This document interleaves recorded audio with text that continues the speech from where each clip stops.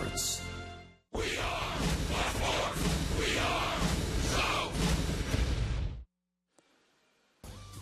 It's time to wrap up the Fish and complete a 3-game series sweep here at Turner Field. Atlanta has a perfect homestand so far, and today they try to win their 7th consecutive game as they face off with their division rivals from South Florida next.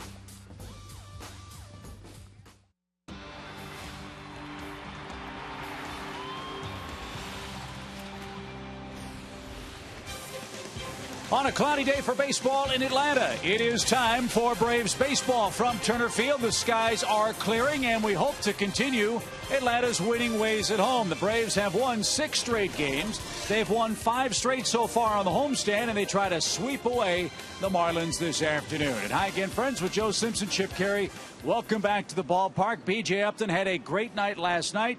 A game-tying homer, a walk-off base hit that won the game for the Braves in extra innings. And today they turn to Alex Wood to try to complete the sweep. And, Joe, looking at the numbers for Alex Wood in the month of August, he's been nothing shy of outstanding for this Atlanta ball club. Look at that earned run average, the lowest ERA in Major League Baseball in his 5 starts. He's been tremendous, and it feels like he's been pitching here out of the rotation all summer long, Chip, but that's not really the case. He's not even in double digits yet in starts. But the thing that's been most effective for him is everything has been effective. You're seeing an assortment of pitches, change up, then the fastball. You're going to see a little breaking ball there. Here's a nice curveball.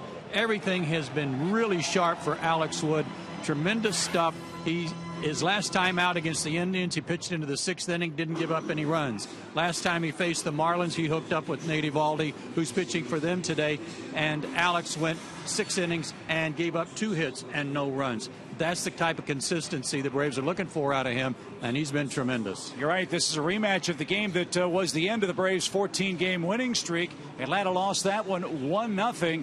Nate Eovaldi has been a tough pitcher for the Marlins. He gets no run support. That's a trend Atlanta hopes continues today. They go for a sweep on a 7-game win streak. It's the Braves, it's the Marlins. Let's get to baseball right after this.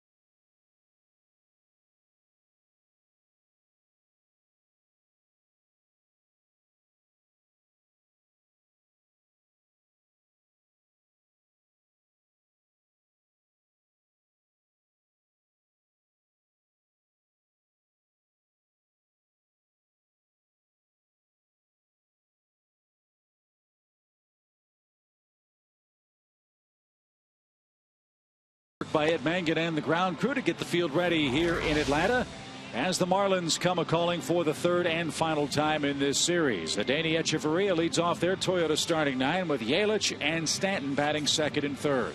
Placido Polanco, Donovan Solano, and Ed Lucas is the middle of the order. We get our first look at Jake Marisnick in the series. He's in center.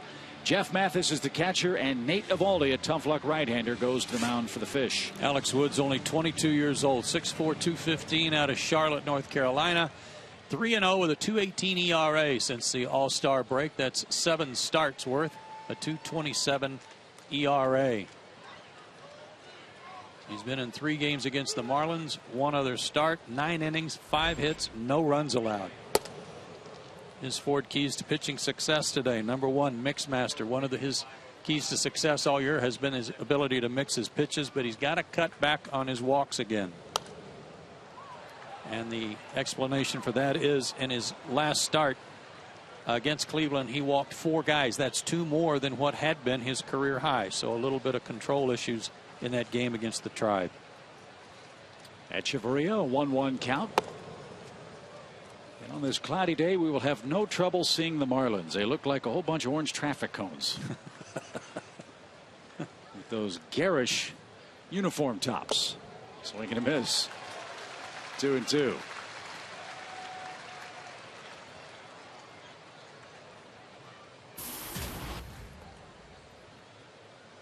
Hechavarria 2 for 9 so far in the series. A good looking young player.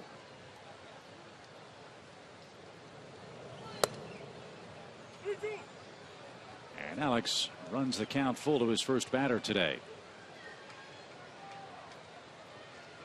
105 pitches in his last start against Cleveland, as Joe mentioned, and a lot of base runners in that first inning. In fact, he did not have a 1-2-3 inning in that game, which is rather unlike Alex Wood. Yeah, it was.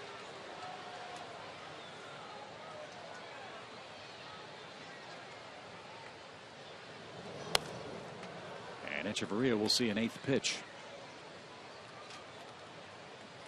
Magic number for the Braves, 13. Any combination of Braves wins and Nationals losses that add up to 13, and the Braves win the East.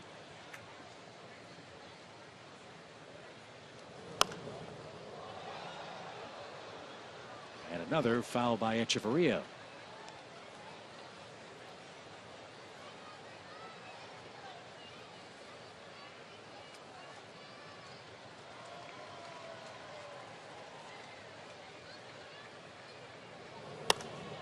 Boy,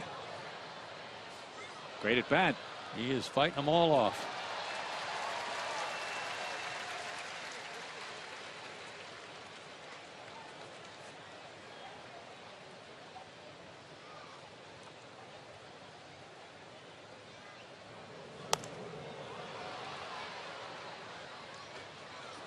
Now time for the curveball. There you go.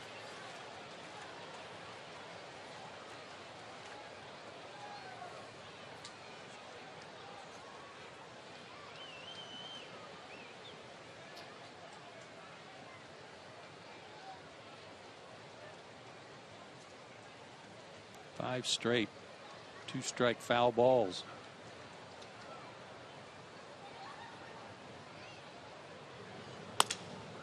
Broken bat and a 1-hopper to short. And Hechavarria is the first out. Good at bat, though. It took him 11 pitches to be retired. And here's Christian Yelich. First to look at the Braves' defensive lineup. Upton, and Jordan Schaefer left to right in the outfield. Chris Johnson gets the day off at third base, still feeling a little lingering soreness in his leg. He's okay to pinch hit today, so the Braves will play it safely with him day game after night game. Paul Janisch gets the start there, and Gerald Laird is behind the plate.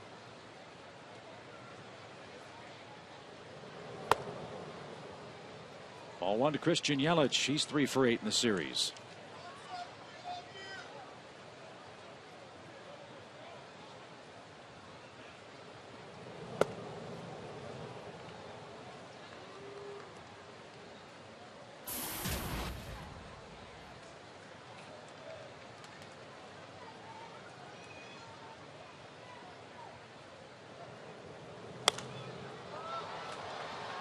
2 balls, 1 strike.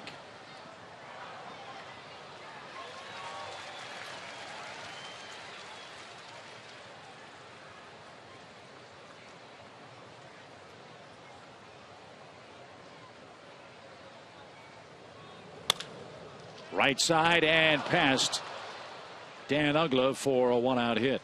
Like his swing a lot, Chip. Really good use of his hands. He stays back. Lefties, righties don't seem to matter to him either. We've seen him stroke some hits in this series to left field. This time he pulls one. Fastball. Real short, quick swing. Thanks to some good hands. So he's 4 for 9 against the Braves in Atlanta. And here's Giancarlo Stanton.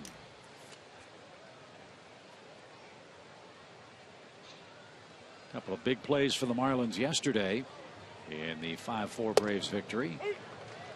Number 1, Stanton hit his 18th home run. Number 2, he walked in the first inning and was the first of 39 walks in a row for the Marlins that actually came home and scored.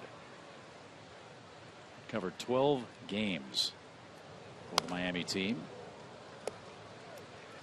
That's frustrating when you're already having trouble scoring runs and you're getting free passes and can't get them around. Last night was the first time in 10 games that they had actually gotten more than 3 runs in a game. Popped up and playable. Dan Uggla on the grass at second is there, and Stanton is the second out. Really, the month of August, totally opposite for both these clubs. The Braves went 20-8 in August. Mike Redmond's club went 8-20 with a .221 team batting average, the 3rd lowest batting mark for any month in the history of the Marlins club. No kidding. So you're telling me it wasn't all Tino Martinez's fault? Is that what you're telling me? Nothing is ever Tino Martinez's fault. And the shame of it is, from the Marlins' perspective, they've really wasted some great pitching, especially with the man pitching for him today, Eovaldi.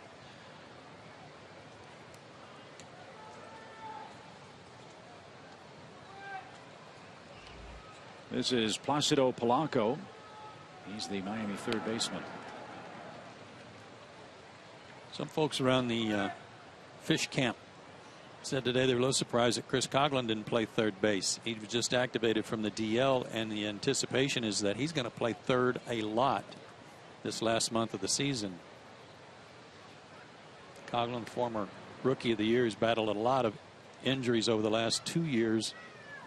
Was actually a third baseman at Ole Miss. Came to the big leagues actually playing in the minor leagues as a third and second baseman, but nowhere to play on the infield for what was then the Florida Marlins, so they put him in the outfield.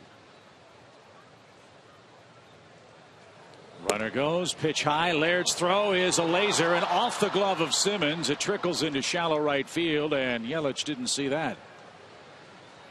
So it's a stolen base and a break. That was such a smart thing by Andrelton. You know, it's like he's played in the big leagues 10 years already. After that ball skipped away, he knew Yelich didn't see it, so he just kept his glove on him like, I've got the tag on you, so you better not take your foot off the base. Yelich doesn't see it. Now watch Andrelton. He's going to keep his glove on him like, if you take your hand off, you're going to be out. Yelich has no idea that the ball's out in right center field. Saved a base. 1-1 for Polanco. Line drive, right center field. That's going to get down for a hit. Here comes Yelich around third, and he's going to score without a throw. And the Marlins get an RBI hit in the first inning from Placido Polanco.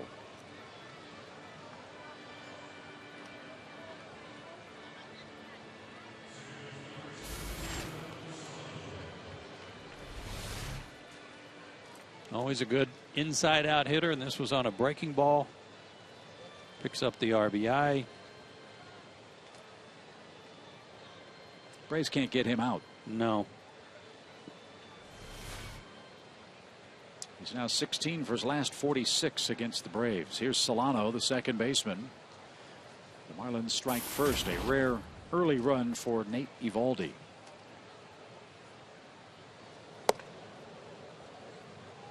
ball one.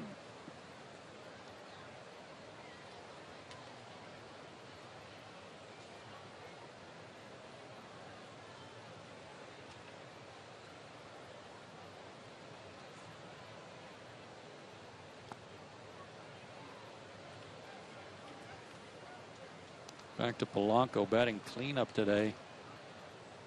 I'm going to venture a guess that there's not one cleanup hitter in the National League today hitting that has one home run.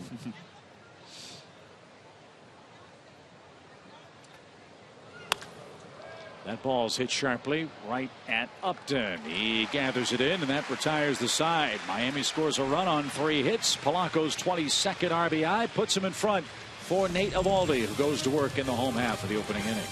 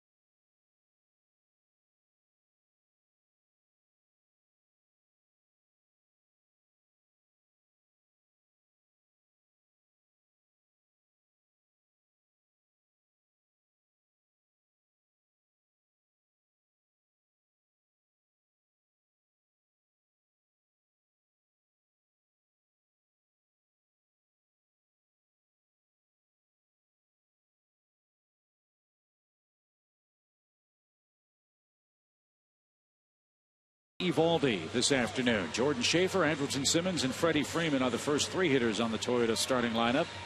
Good to see Justin Upton back in the lineup. Gerald Laird hits 5th. B.J. Upton, a big night last night, is in center field. Former Marlin Dan Uglas at 2nd. Paul Janisch and Alex Wood 8th and 9th. Nathan Eovaldi's 23 years old, 6'2", 210, out of Alvin, Texas. His 8 starts after the All-Star break have been a little bit ugly. Some of that he's pitched pretty well, and in some he has not. But one of the consistent things is he gets no run support. His 4 keys to success, the Autobahn. That's because this guy has no speed limit. Last time against the Braves, he never threw a fastball under 97 miles an hour. And he'd like to know, he's got 1 to work with. Are there any more runs out there? Because he's 2nd lowest on the run totem pole. And if you're looking for a lot of changeups, you're looking at the wrong guy. Yeah, you are. You're going to get an occasional breaking ball. This guy's going to be bringing it all day. That one at 98 miles an hour. Somebody once said a pretty good description of this guy would be that he could break in a glove in an inning if you're the catcher. Look out. And a liner into the seats above the Marlins dugout.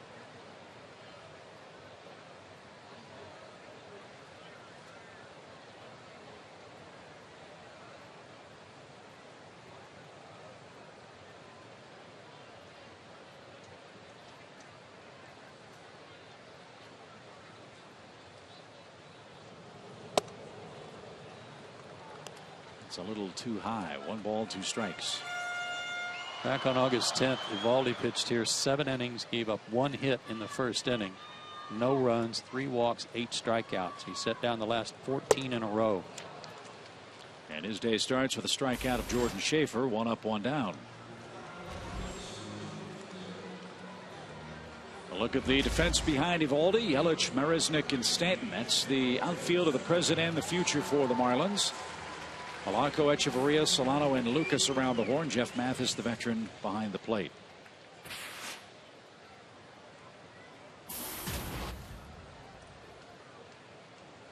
Andrelton Simmons riding a hot streak. He's hitting .319 over his last 15 games, so he hits second in front of Freddie Freeman today.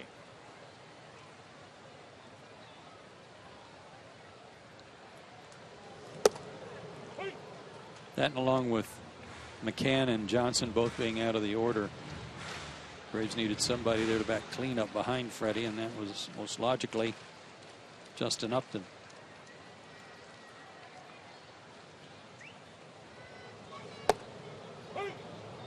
Las Diaz said that was a strike, and the count 1-2 at 99.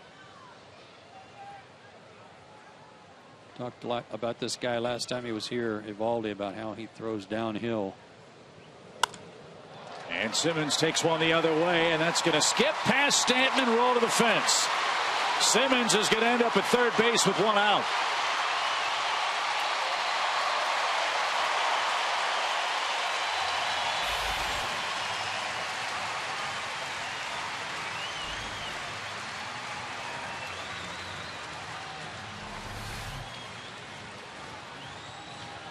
Fastball away. Andrelton went with it.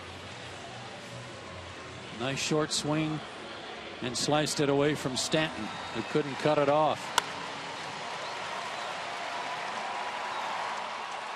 That ball skipped a little bit on the wet grass too.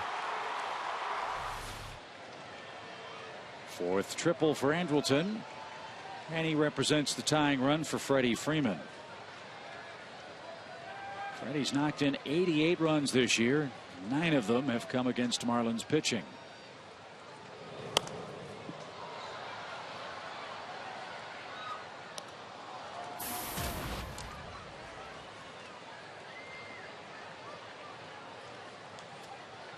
Fourth in the National League in RBIs. Paul Goldschmidt of the Diamondbacks, #1, and he's over 100.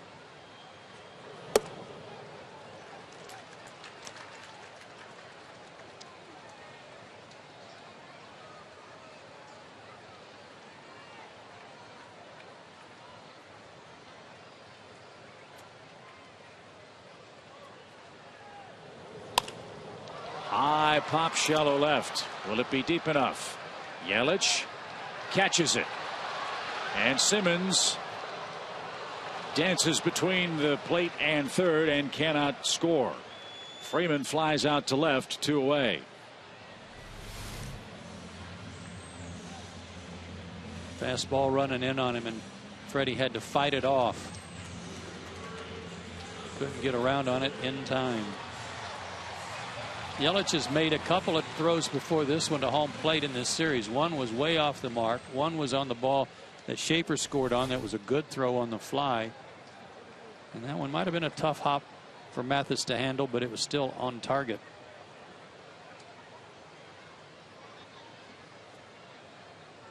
So Eovaldi made a big pitch when he needed to. Now he has to face Justin Upton.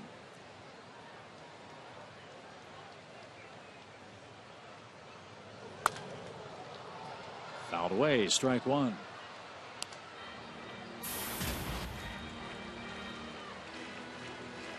The Marlins got Nate Eovaldi from the Dodgers. When the Marlins finally said goodbye to Hanley Ramirez, they got Eovaldi and another right-handed pitcher on July 25th of last year.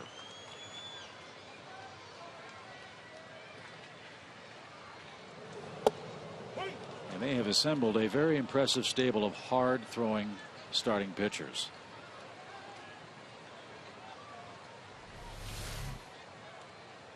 Sherwin-Williams painting the corners. Slider, well, not quite on the corner.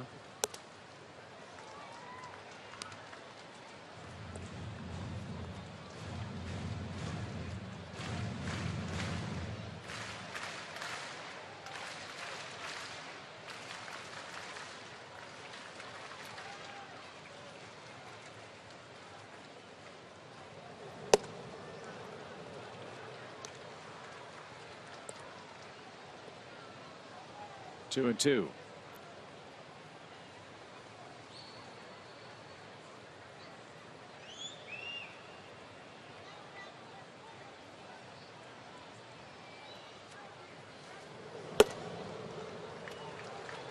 And this guy's airing it out. And there is no drop off in his stuff. No. Laird on deck after Upton just watched a 99-mile-an-hour fastball sail out of the zone.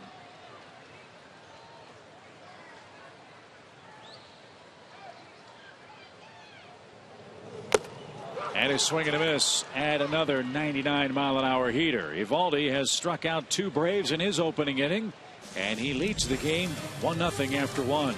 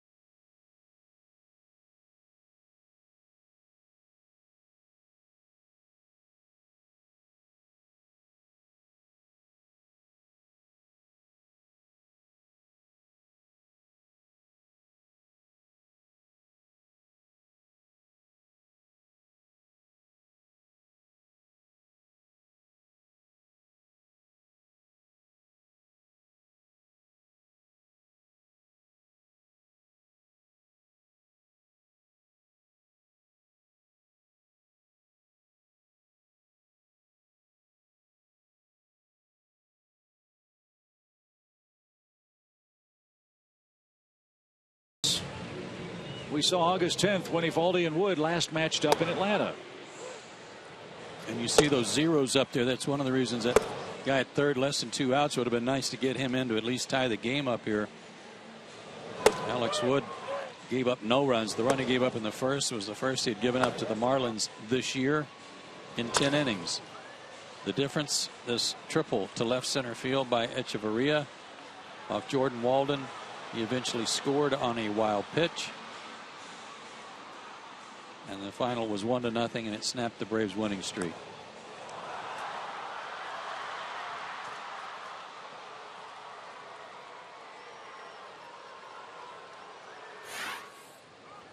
Braves are on a winning streak again.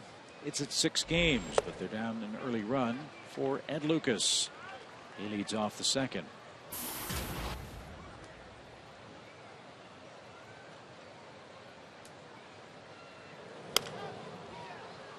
Popped up right side and playable for Dan Uggla.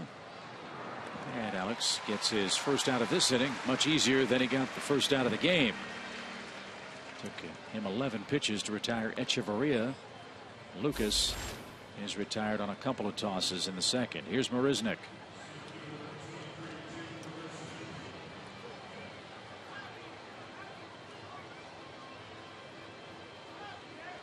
Baseball America every year puts out their prospect handbook, and they rate every team's minor league prospects. Marisnick was rated the 4th best Marlins prospect, and he became the top prospect in that massive 12-player blockbuster deal that sent Reyes and Burley from Miami to Toronto.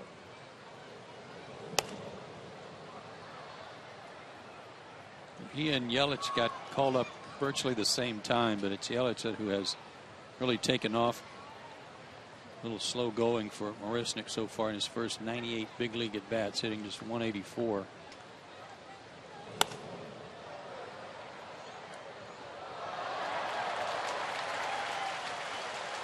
And that was really the question about Marisnick last year when he made the jump from high A to double A. At double A, hit .233 in 55 games, struck out 45 times.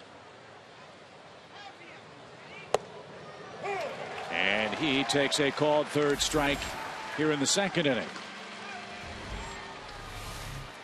It's about Sherwin-Williams painting the neighborhood.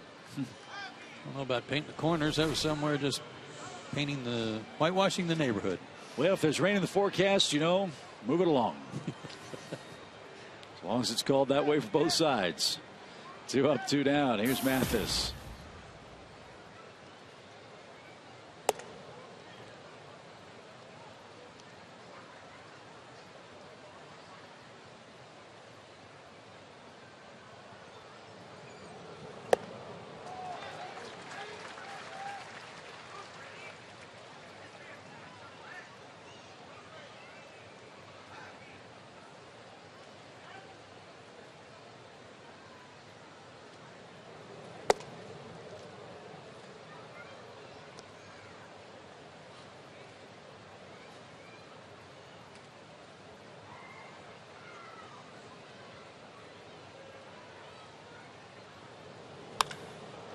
That's well hit. B.J. Upton's not going to get this one. Jeff Mathis hits a long home run.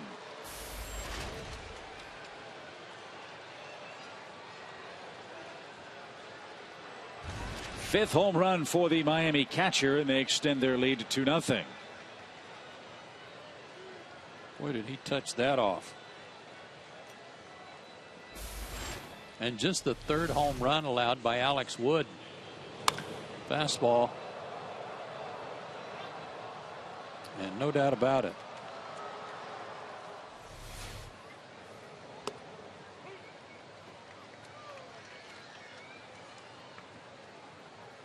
Marlins have hit 3 homers in this series. This is the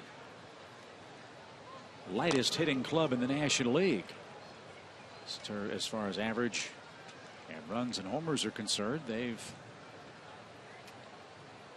hit him deep with Mathis, Ruggiano, and Stanton touching him off at Turner Field. 1 ball, 2 strikes to the pitcher, Nate Eovaldi.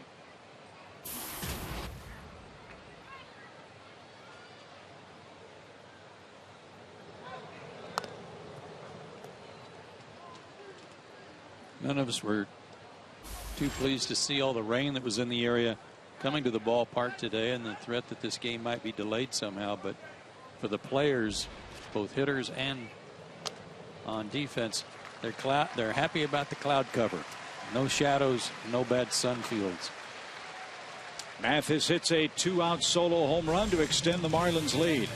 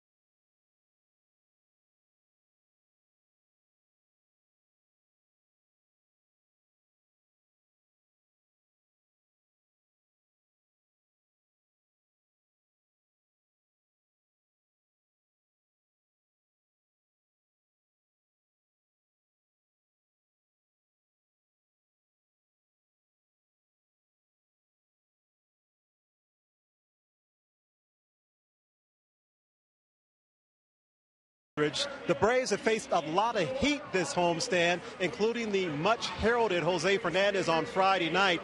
But as we take a look at our Academy Sports and Outdoors leaderboard, and surprisingly, folks, Nathan Eovaldi consistently brings the highest velocity this season, ahead of more familiar names like Matt Harvey of the Mets and the Nats' Steven Strasburg. That velocity of 96.3 is nearly 2 miles per hour more than his average last season. 15 fastballs the first inning, 97.7 average, only threw 3 sliders. And guys, back in 2009 when he was a Dodgers prospect in the minors, Baseball America said he owned a heavy fastball. My question for Joe, Chip, is what would you call it now? Looks awfully light coming out of his hand now, doesn't it, Andre? Absolutely. Boy.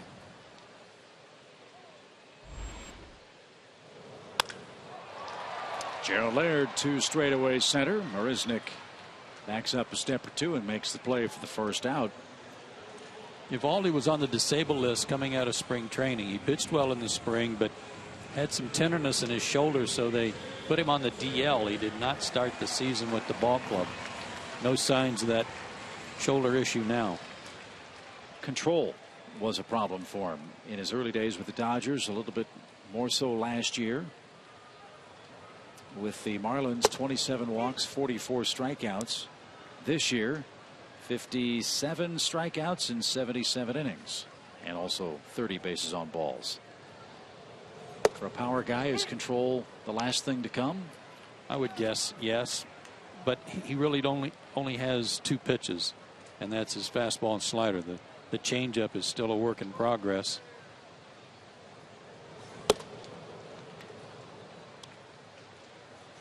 And the other thing is consistent command, not just one game like he had against Atlanta. But that game against the Braves, 7 innings, a 1-hit shutout ball. He followed up against the Giants by going 3 innings, giving up 12 hits and 11 runs. How does that happen? I don't know. Game after that, 7 innings against the Dodgers, he gave up 2 earned runs. And he's calmed it down quite a bit. So consistency, not giving in and trying to take anything off your fastball to get better command, but it's obvious that every pitch he throws is max effort. A.J. Upton put a good swing on that ball and drives it to center field, but Marisnick is there at the edge of the track, and there's the second out of the inning. Another good swing for B.J. Talked about him getting his front foot down early, let his hands work, and they did. And against a real good fastball, again, as Greg Walker would say, he's on time. 2 outs for Dan Uggla.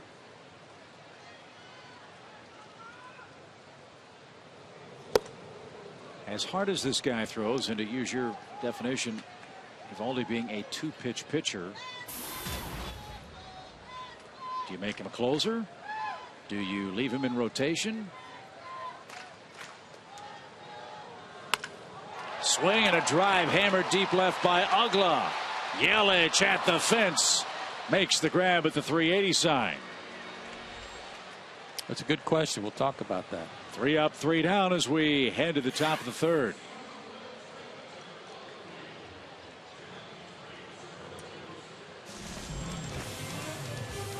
Top spin.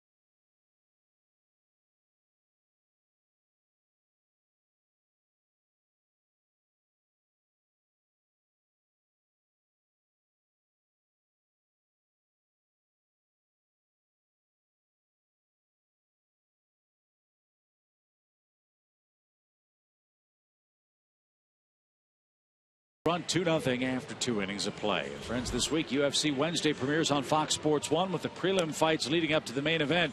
On UFC Fight Night, his third-ranked light heavyweight Glover Teixeira takes on Ryan Bader. Then it's the season premiere of The Ultimate Fighter, featuring rival coaches Ronda Rousey and Miesha Tate. UFC Wednesday begins at 4 Eastern with the UFC Fight Night pre-fight show this week on Fox Sports 1. So there's the pre-fight show, and then there's the prelims. Then you got Big Bad Bader, right? And then you have two coaches fighting. Yeah. Echeverria swings the first pitch and dumps a single into left. So we have a pre-fight, right? Mm-hmm. We have prelim. Mm-hmm. We have a fight. Yes. Then two coaches fight. A post-fight. Yes. And maybe a post-fight show. Mm-hmm. That's a busy night. Mm-hmm.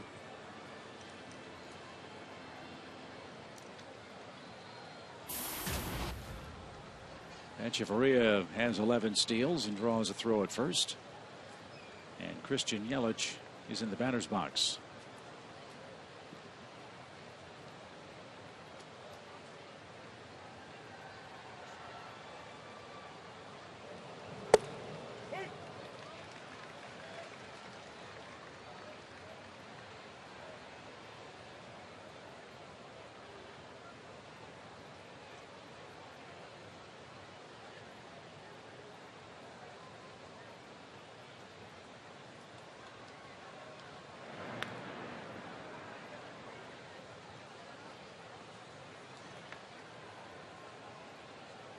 It's not a real good percentage.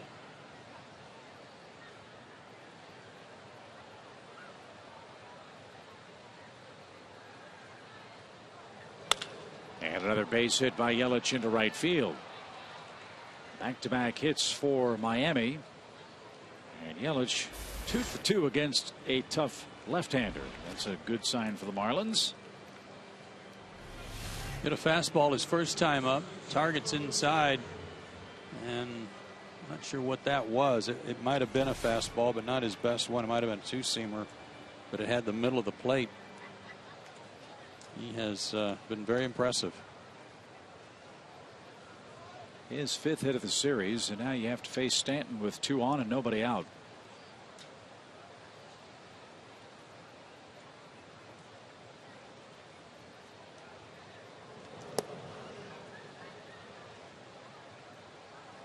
After this game, the Marlins head up to Chicago. They open up a 3-game series with the Cubs tomorrow. And we'll see the Marlins for the final time. 4 games, September 9th through the 12th.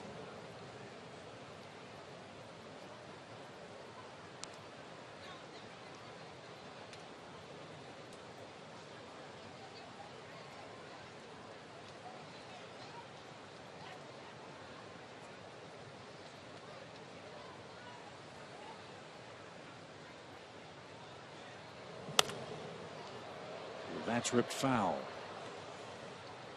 2-1.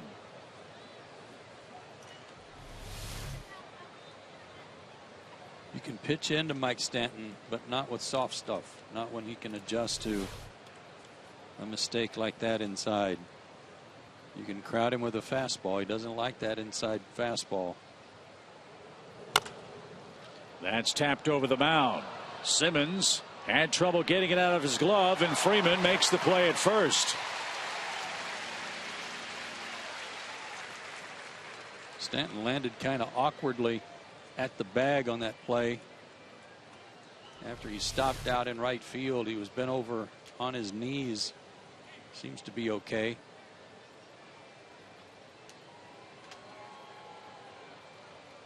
Watching the play.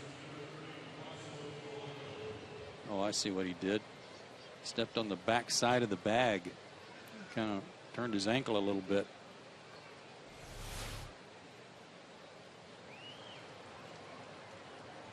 It's been that kind of year for Giancarlo Stanton.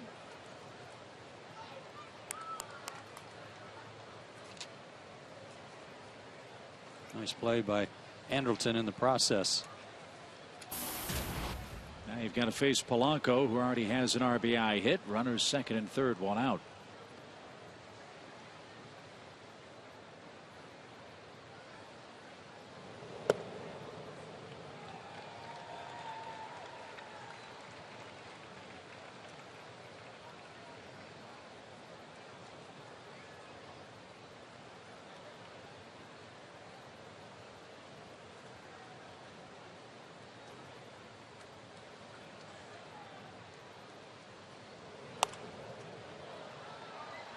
That's out of play. We'll do it again.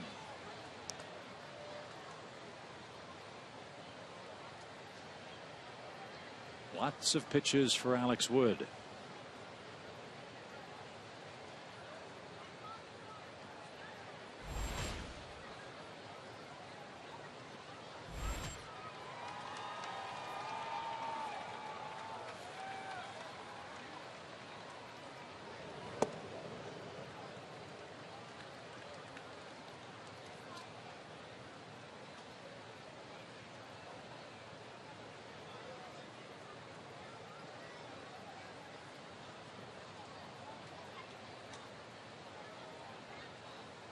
Got a base open. Don't have to give in here. Good two-seamer, ran it in on him. Really wasn't concerned if it came back or not, and it did.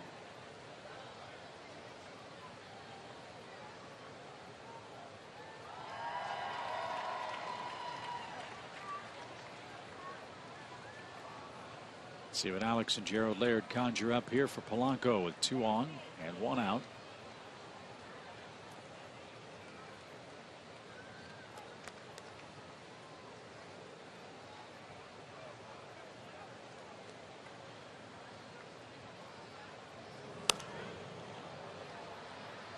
Out of play again.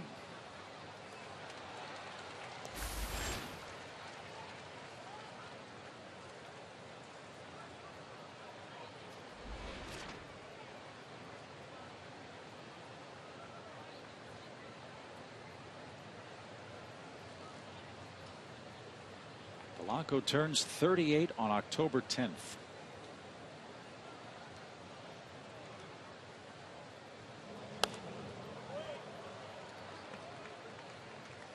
He's kind of like Chris Johnson with that inside-out swing. He just fights off pitches until he gets one he can handle. Tough man to strike out. Active leaders. Juan Pierre, also on this ball club, was in the game last night as a pinch hitter.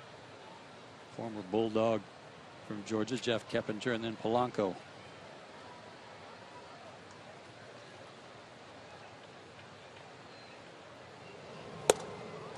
That's high. 28 strikeouts for Polanco and 325 at bats this year. Donovan Solano waits on deck. As Joe said, there is a base open. Let's see what Wood does on a full count.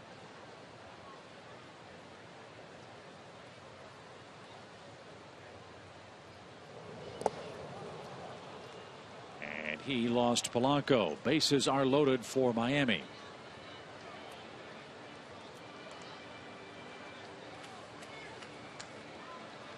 And that will bring Roger McDowell to the mound.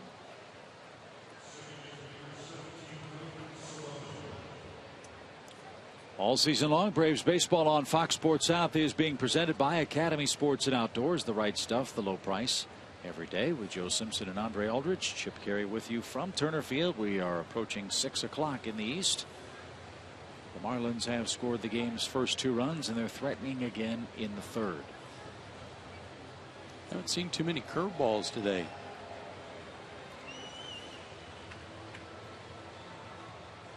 It was a good pitch for him in the month of August when he was undefeated and had an 0.90 ERA.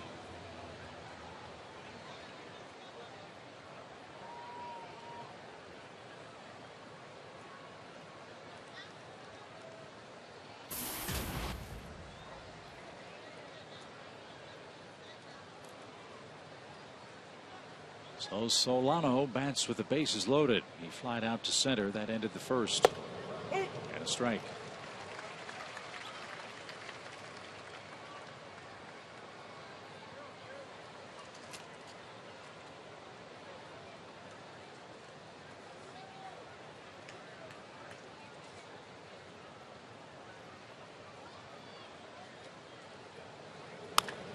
Lined into left field, a base hit. Echeverria scores. Yelich will stop at third. The Marlins play it station to station. And Solano knocks in his 25th run, and Miami's lead is now 3-0.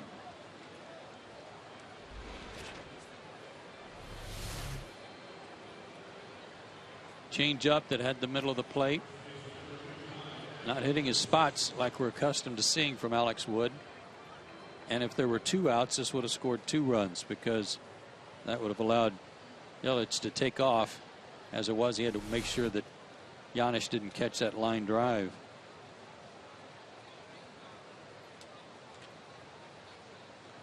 And Lucas with 1 out. Base is still loaded. Swing and a miss.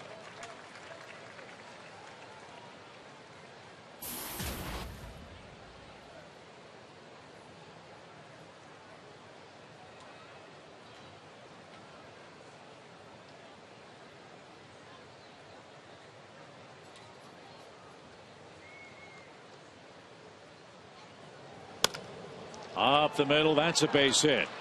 Yelich scores. Polanco gets the green light around third. And the Marlins are singling Alex Wood to death here in this 3rd inning. That's 4 hits in the frame, 3 runs across, and it's a 5-0 game.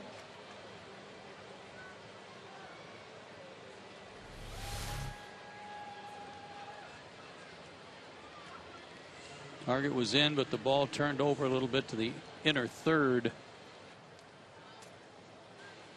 And a nice swing by Lucas to fight it off.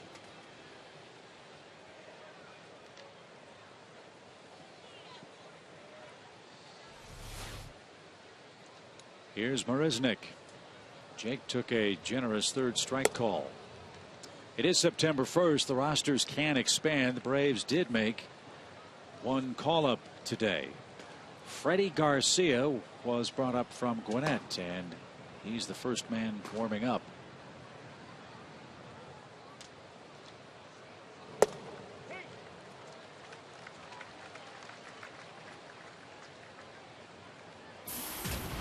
So how about this bevy of runs for Nate Eovaldi?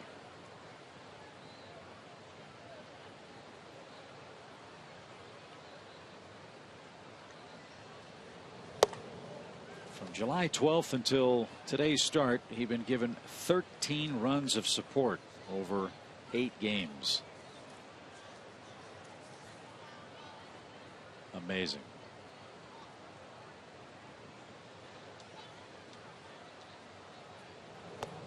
And that's the largest output since the Marlins scored 7 for him on that date against the Nationals.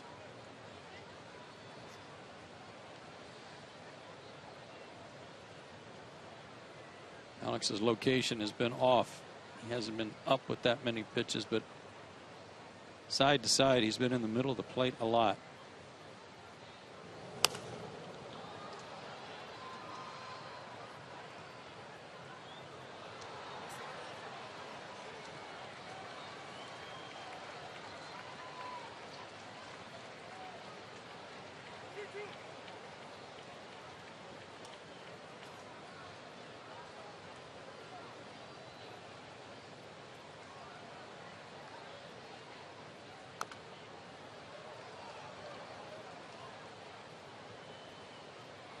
Another full count.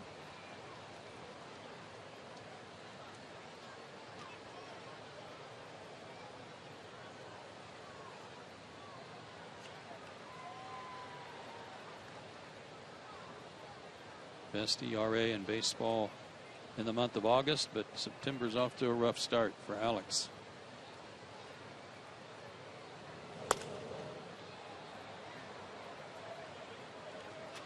And another fly ball foul.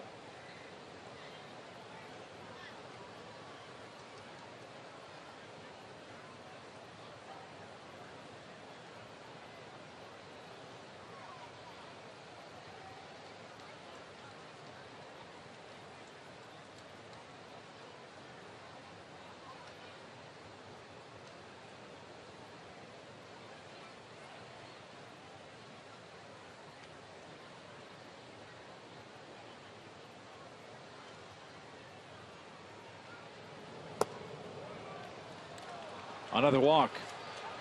And another bases loaded chance for Miami.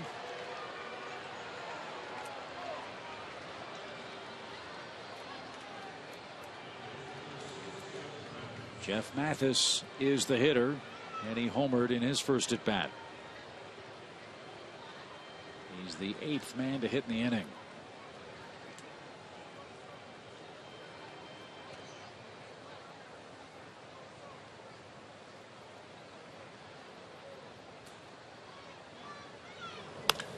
Fly ball well hit left center field.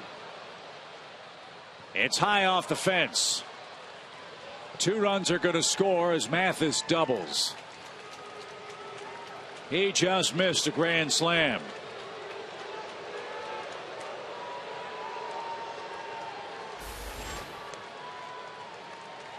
A 3 RBI day for Mathis, and that'll be the last pitch of the afternoon for Alex Wood.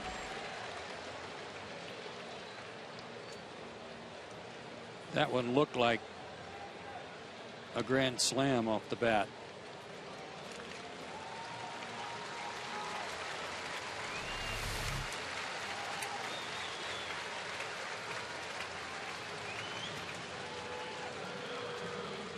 And again, the location off today,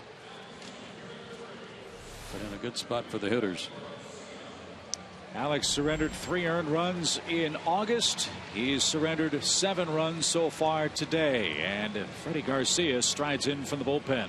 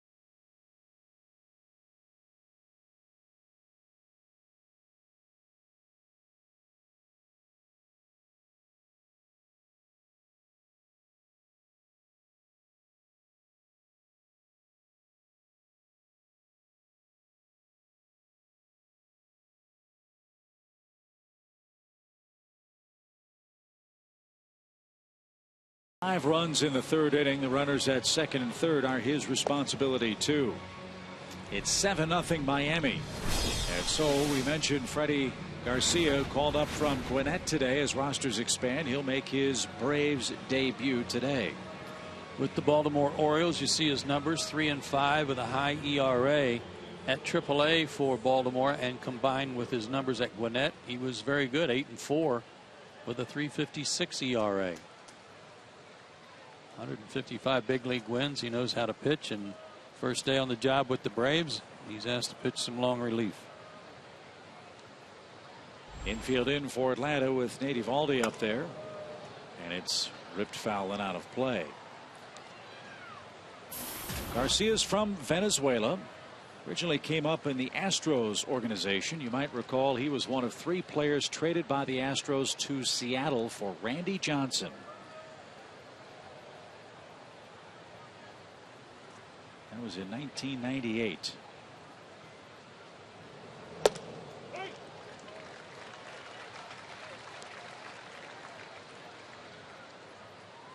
He's pitched in the big leagues with Seattle, the White Sox, the Phillies, Tigers, Yankees, Orioles, and now Atlanta.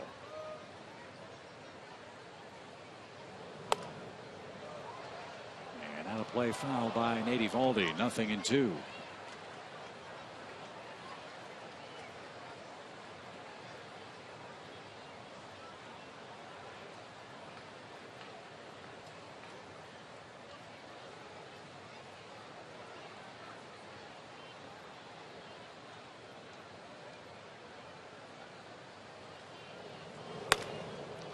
to second.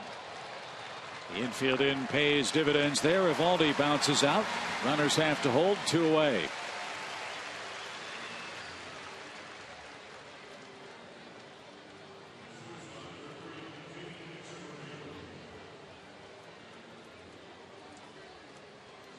And Echeverria bats for the second time in the inning.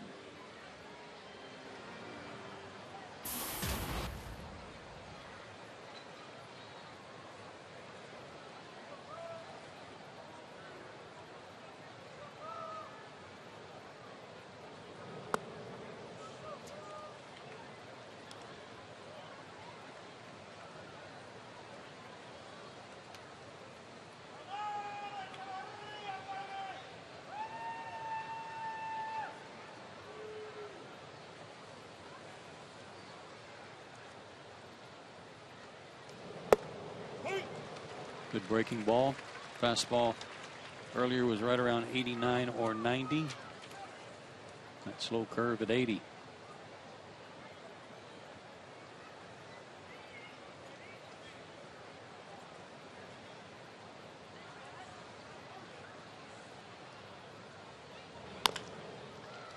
To the left side, Giannis has it and makes the throw to first. Garcia comes in and gets a couple of ground ball outs.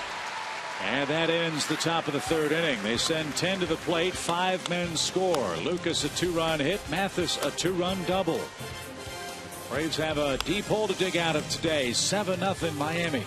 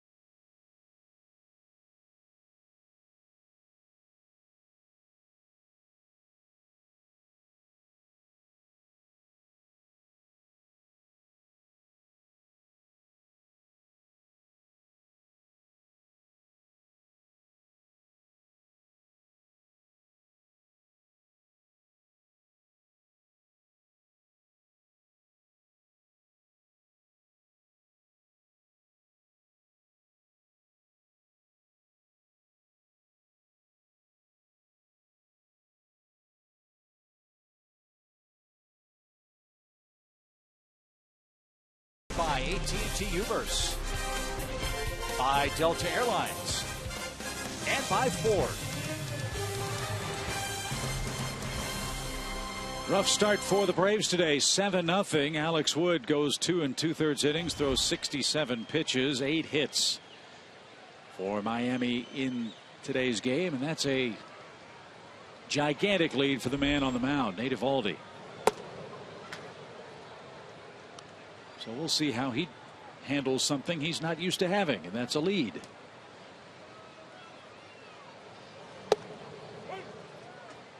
As Giannis, Garcia, and Jordan Schaefer are coming up.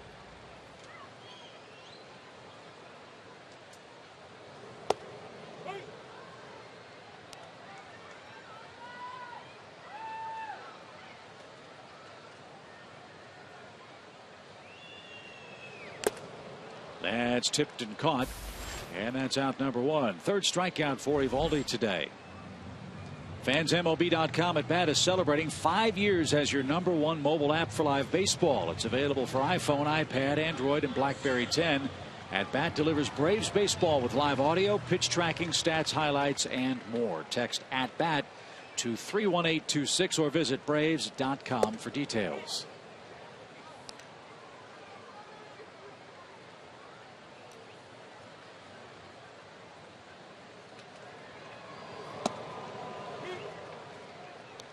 It's 0-2 for Freddie Garcia.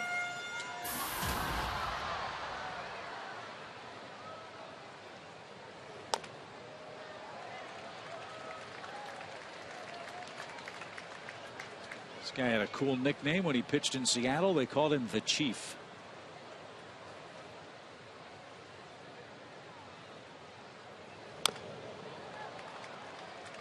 He's a big guy, big and strong. Been around a long time.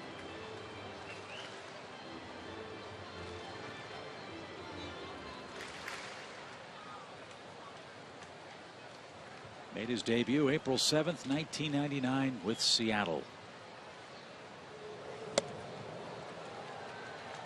Back-to-back strikeouts for Eovaldi. That's 4 in the game. It'll be interesting with this big lead to see how much he just pounds the strike zone with his fastball and test the Braves to see if they can put it in play.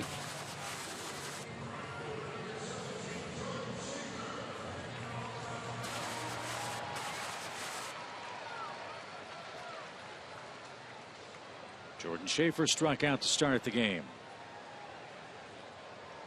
Jordan has 4 hits in his last 21 at bats.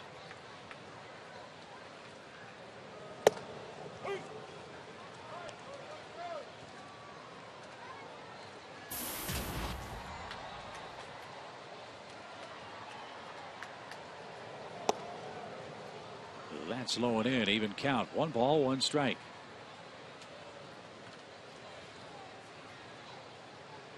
Washington plays tonight. They host the Mets on the Sunday night game tonight. We'll keep an eye on the Dodgers as well. They are home and beating San Diego today. That's a 2-1 score. Mets lost Ike Davis last night. Yep, oblique problem. So he will not be here tomorrow when the Mets come to town, or he might be here but won't play. David Wright still not playing. They traded Marlon Byrd.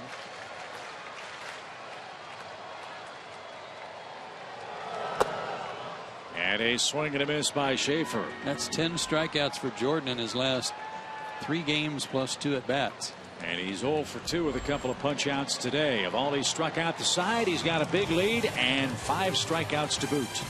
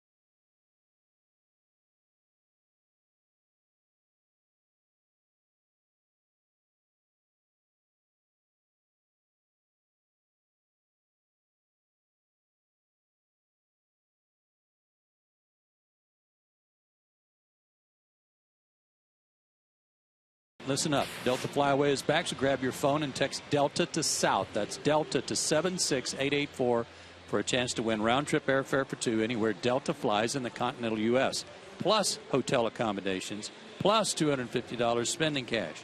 We'll announce the winner Monday, September 16th during our Braves telecast. Message and data rates do apply. May apply, I beg your pardon. Entrants may receive one text message confirming entry. Winner may be contacted by text message. Here's Freddie Garcia. Nicely done. Christian Yelich takes outside ball one. He's 2 for 2. He scored twice.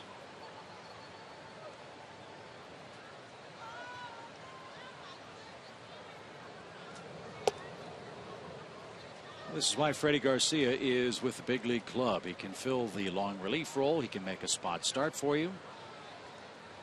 Unfortunate today that Alex Wood got battered around after 2 2/3 innings today. What a nice luxury to have a veteran guy like this. Better today than yesterday for the bullpen. With the rosters being able to expand, this is why you need extra players up here and why you're allowed to bring extra players up in September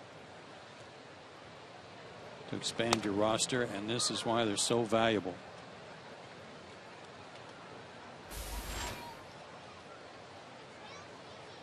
Garcia, the only guy brought up today. That's not to say the Braves won't be bringing more men up from the minor leagues. In fact, Evan Gattis will be up here in a couple of days, we're told. Evan getting his swing in order down in Gwinnett because playing time with the big league club has been so sparing for him. He had a couple of doubles last night, which is good news. I think their last game is tomorrow.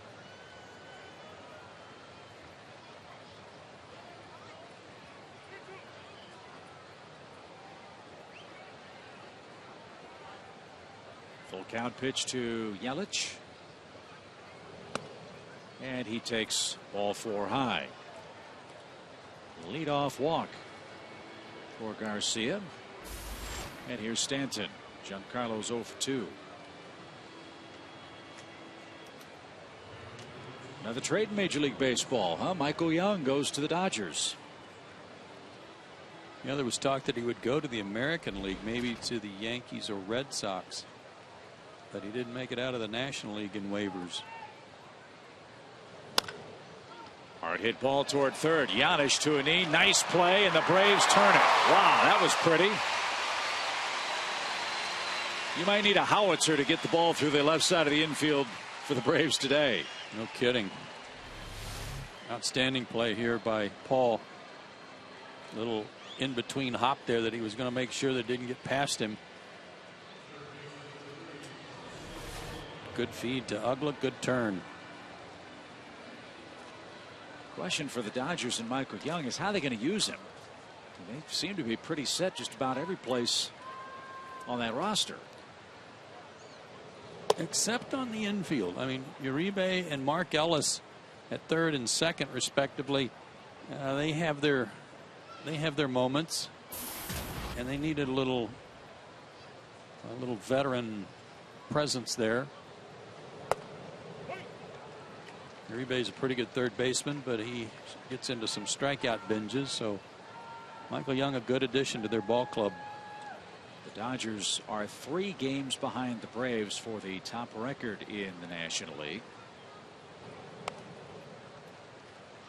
And we've said it before, and we'll say it as the season continues. When we saw the Dodgers here, they were a mess, and Don Mattingly's job was apparently in very serious jeopardy if they didn't turn it around quickly. Boy, have they ever. They've had some historic runs since the All-Star break. And Polanco takes one over his head and back to the backstop. 2 balls, 2 strikes. Change up that got away from him.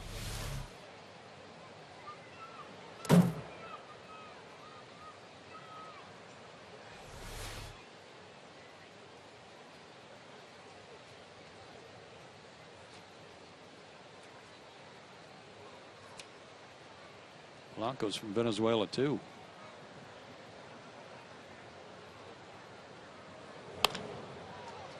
And there is the howitzer. Well, sort of. Polanco gets it under the glove of Giannis, and he's aboard with his second hit of the day. This is a sight for sore eyes for the Marlins fans. They haven't had this kind of offensive output in a long, long time.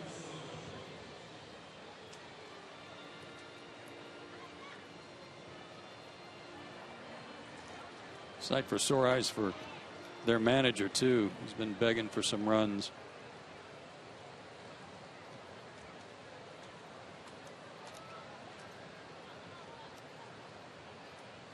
Solano hit a run and an RBI in the 5-run third for Miami.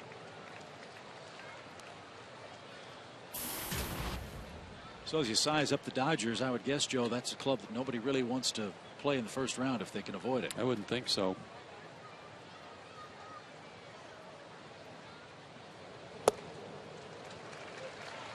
And their pieces really started coming together and playing well when they called up Yasiel Puig.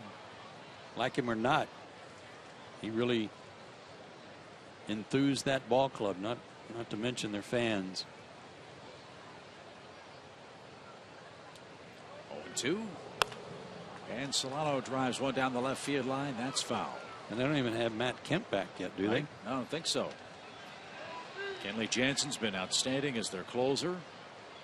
The Dodgers brought up Peter Moylan, we understand. He's back from the minor leagues. They signed Brian Wilson, the former Giants closer. He's in their big league bullpen. And that 1-2-3 trio, Kershaw, Greinke, and Ryu, in whatever order you want to put them. Real tough. Line drive into left field by Solano. And he strokes an 0-2 single. Polanco stops at second.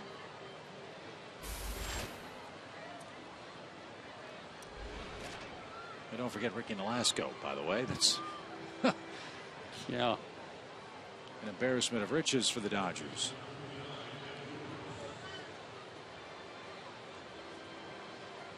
So Lucas a chance to hit.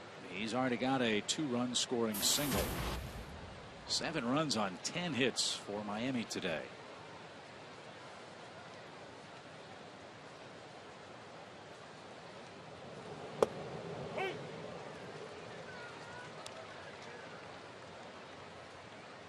Their season high in hits is 16. They've done that 4 times this year.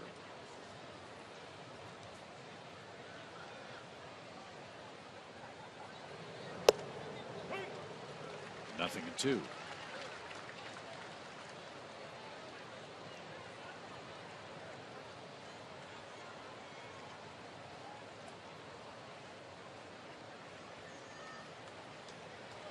those orange jerseys have them turned around today. What'd you call them? Garish? Yes. They are that.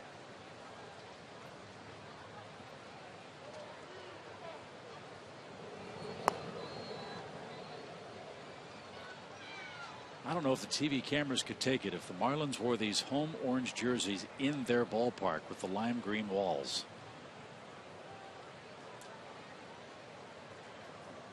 You had the Rockies wearing some road purple. Ooh.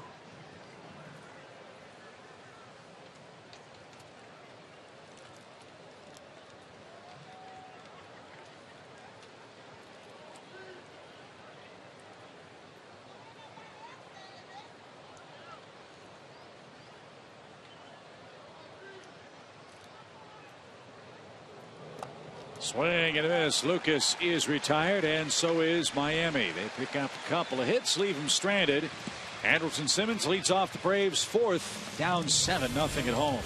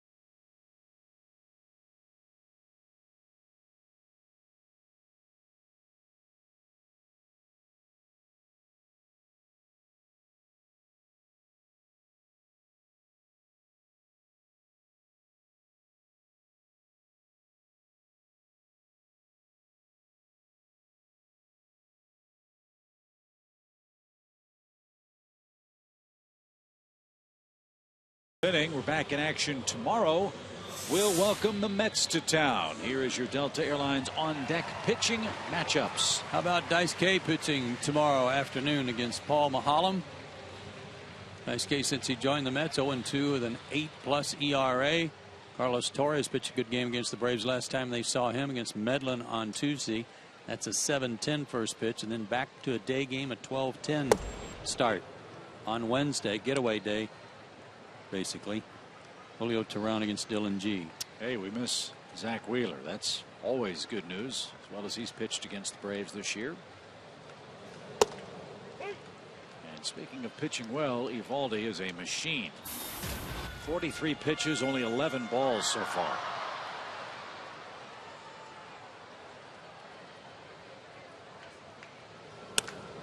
Fly ball left. And on the track, Yelich makes the grab. There've been some couple of balls hit hard that way by the Braves. One by Anderson just now, the other by Ugla, his first at bat, that just didn't quite get up and get out. Might have had a little too much topspin. We talked earlier, or I asked the question earlier about Eovaldi. He's basically, as you said, a two-pitch pitcher. Second time or third time through the lineup, does he have enough variation and enough of a repertoire to get through a lineup that many times? The answer would probably be no, unless he can change speeds off his breaking ball, which he did right there. But when you're throwing 97, you don't have to do a whole lot different. Hey, look at the swing he induced out of Freeman there. 2 outs.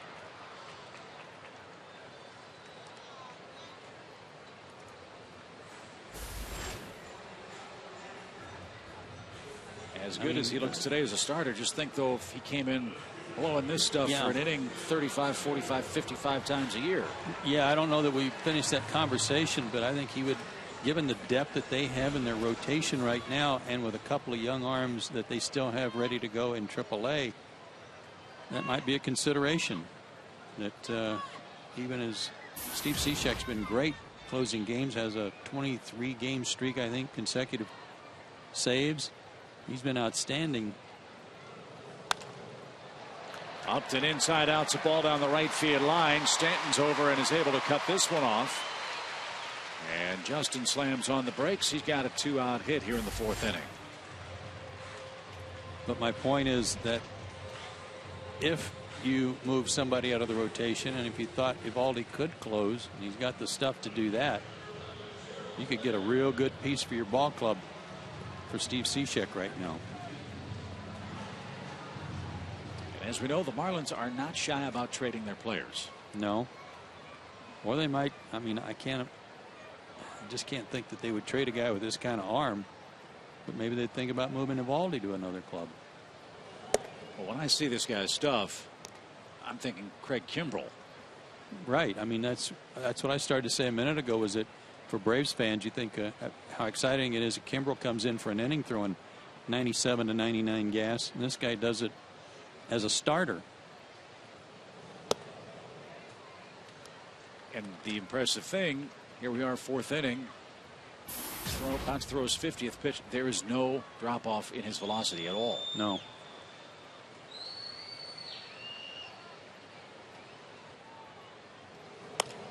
Laird, a little pop into shallow right. Stanton comes on and plays that on a short hop. Braves have a couple of hits to right field back to back in the 4th inning. And B.J. Upton's up. He put a good swing on the ball his last time up. And Simmons hit the ball hard leading off this inning.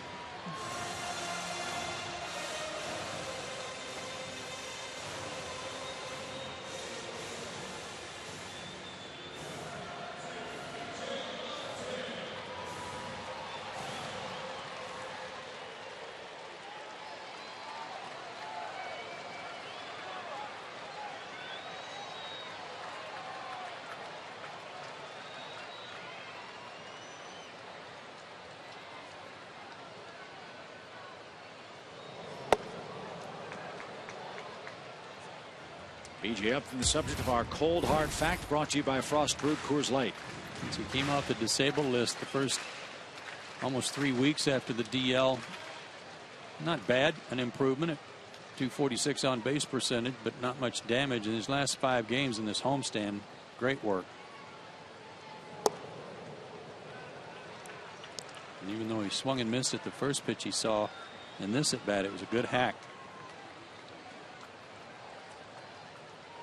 Well, for a man who wants to get his foot down on time, no better man to face, I would think, than Eovaldi to get it down early. Hammer that point across. Good slider.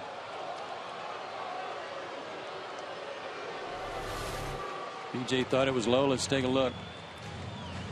Just a perfect pitcher's pitch. Sherwin-Williams painting the corners.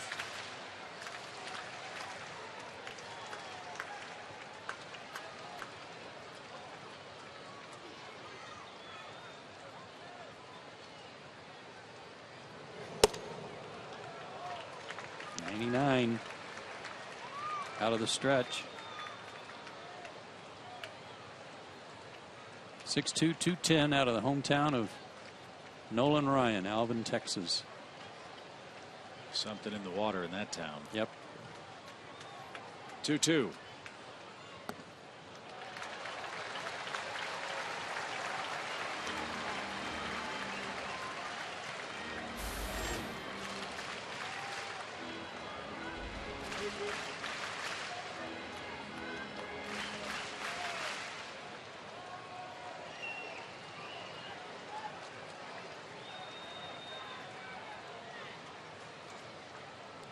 Runners will be moving. And it's still a full count.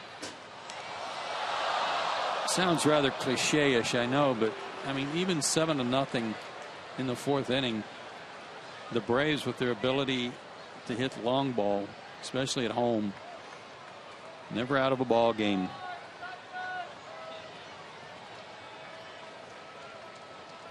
Some fast strike capability. Ball 4, Topton. Good at bat.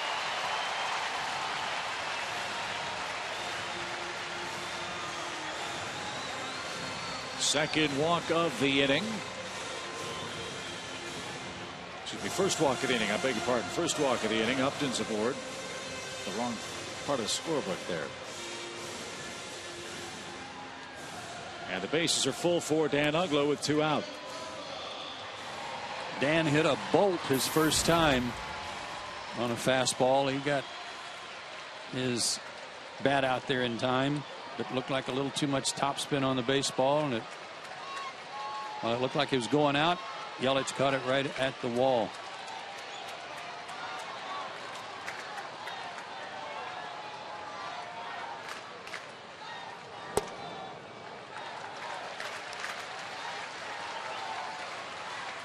Here's where Eovaldi has to pitch and not just throw. Let's see if Uglo can bring home a couple of runs at least. 7-0 your score, 2 out. Popped him up. And the inning is over. Eovaldi does indeed pitch. The Braves load the bases but cannot break through. We're through 4 innings. All Miami at the plate. 7-0 is your score.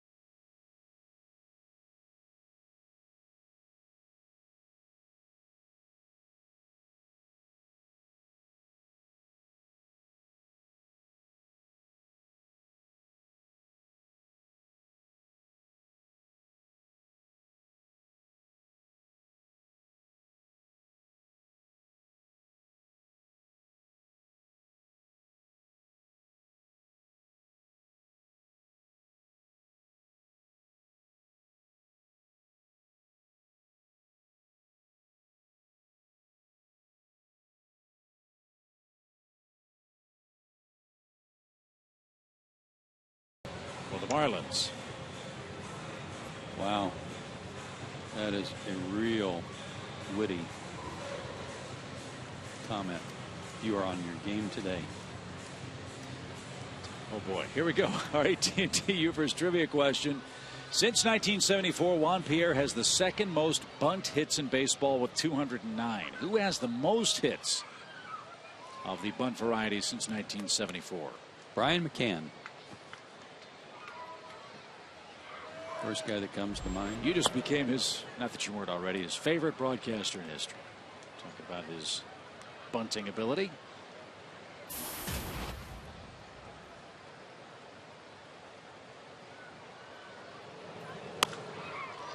Jake Marisnick with a leadoff hit.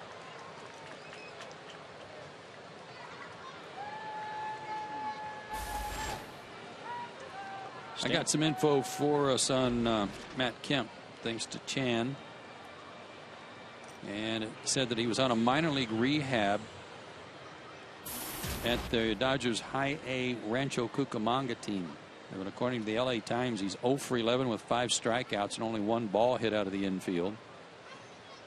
But that they may, even though rosters are expanding, they want him to get some more at bats. They may send him to another team in like the Midwest League to be in their playoffs to just get some at bats, or to send him to instructional league to get some at bats. But he's not going to Chavez Ravine anytime soon. No balls and a strike.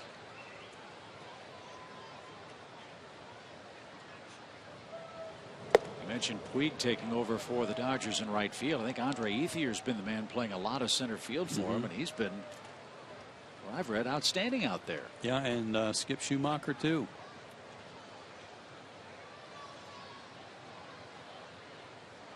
Big day for Jeff Mathis, the Marlins catcher, as homered, doubled, and knocked in 3 runs.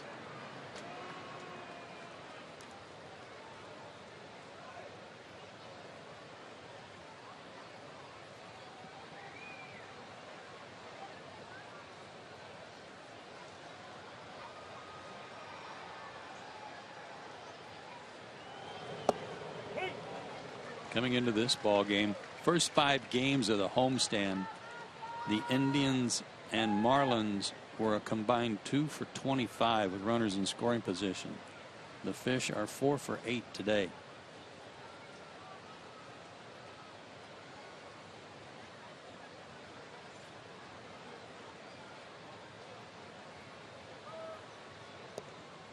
Strike 3 over the outside corner.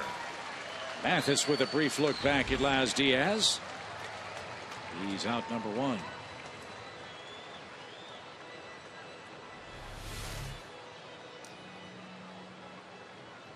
Like a good change up. Too close to take.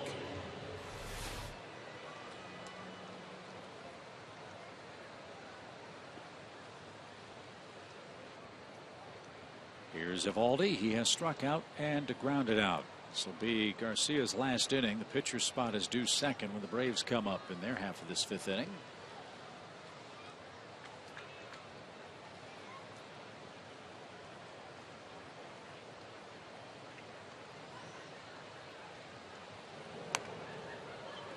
And bunted foul at first, strike 1.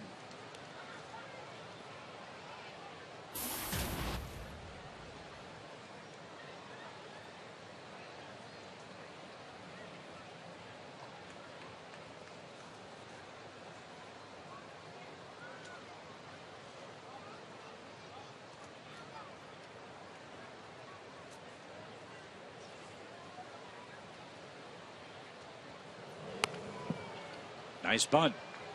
One play and it's to first, and it's in time. Evaldi lays down the sacrifice. Marisnick is at second base. All year long you've been pulling for the Braves. Now it's time to be part of the 2013 postseason. A Turner Field suite is a great way to entertain your clients, employees, friends, and family during the playoffs. Cheer on the Braves this October in style by calling 404-577-9100 today.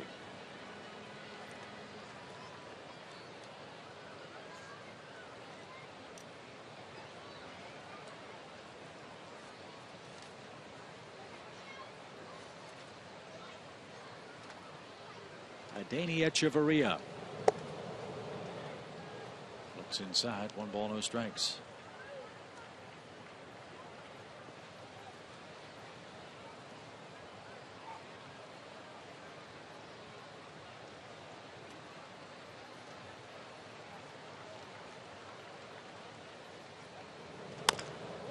Bouncer toward third. And Giannis with the peg to first. No runs, a hit, a man left. Braves are up in their half of the 5th inning, down 7.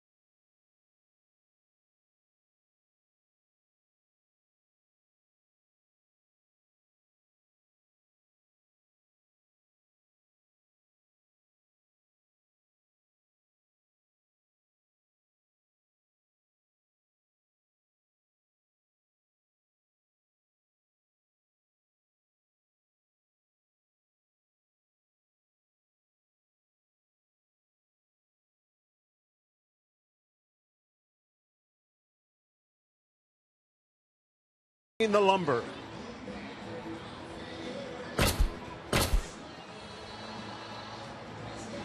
Chris Johnson, a true artist with the wood, best batting average in the National League. He has a 5th best mark in the senior circuit at home, and his 43 multi-hit games also a top 10 mark. Impressive numbers all around, including the very tough Johnson metric. If I go up there with the approach and the plan that I think I need to go up there with and try to execute as best as possible. You know, if I hit a ball hard, if I swing at strikes, I always take that as a positive. So, you know, my number is usually a lot better than you know, what it says up there, because I try not to go by hits. I try to go by, you know, my approach and whether I hit the ball hard and swung at what I wanted to swing at. And obviously as tough as anybody on himself as we watch Paul Giannis at bat, Chip.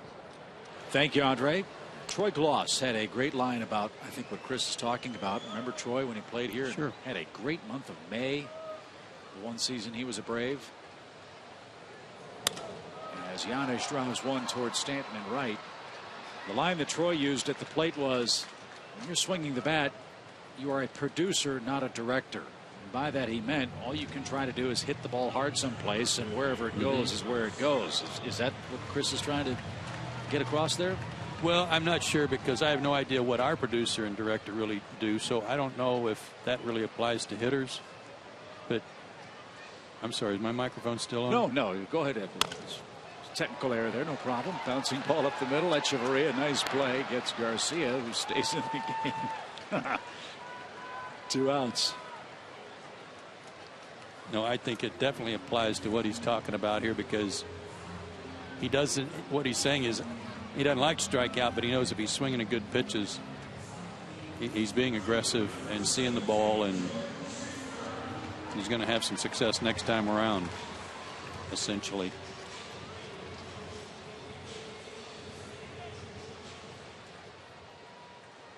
For me to tell you what kind of year Chris Johnson has had, as Schaefer stands in. One of the questions we got an awful lot in spring training in the early days of the year was, how do you replace Chipper Jones? Schaefer singles with 2 outs. And with no disrespect to Chipper or anybody else, with the kind of start that Chris got off to, the kind of start that Juan Francisco got off to, there really wasn't any kind of question ever asked of us from an offensive standpoint about Chris Chris Johnson versus Chipper Jones. And again, it was not meant in any disrespectful way, but not one person came up to me and said, boy, we really miss Chipper, don't we? Right. I mean, we do. Of course we do. Right. He's going to be in the Hall of Fame. But because of the year Chris has had, it's been the type of miss of Chipper that could have been a whole lot worse.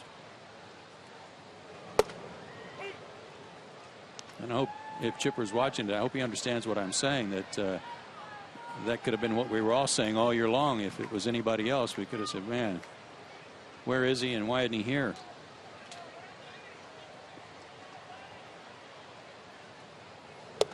It's really, again, a compliment to the kind of year Chris Johnson has had because of the possibly high standard that Chipper set from an offensive standpoint over there. Exactly.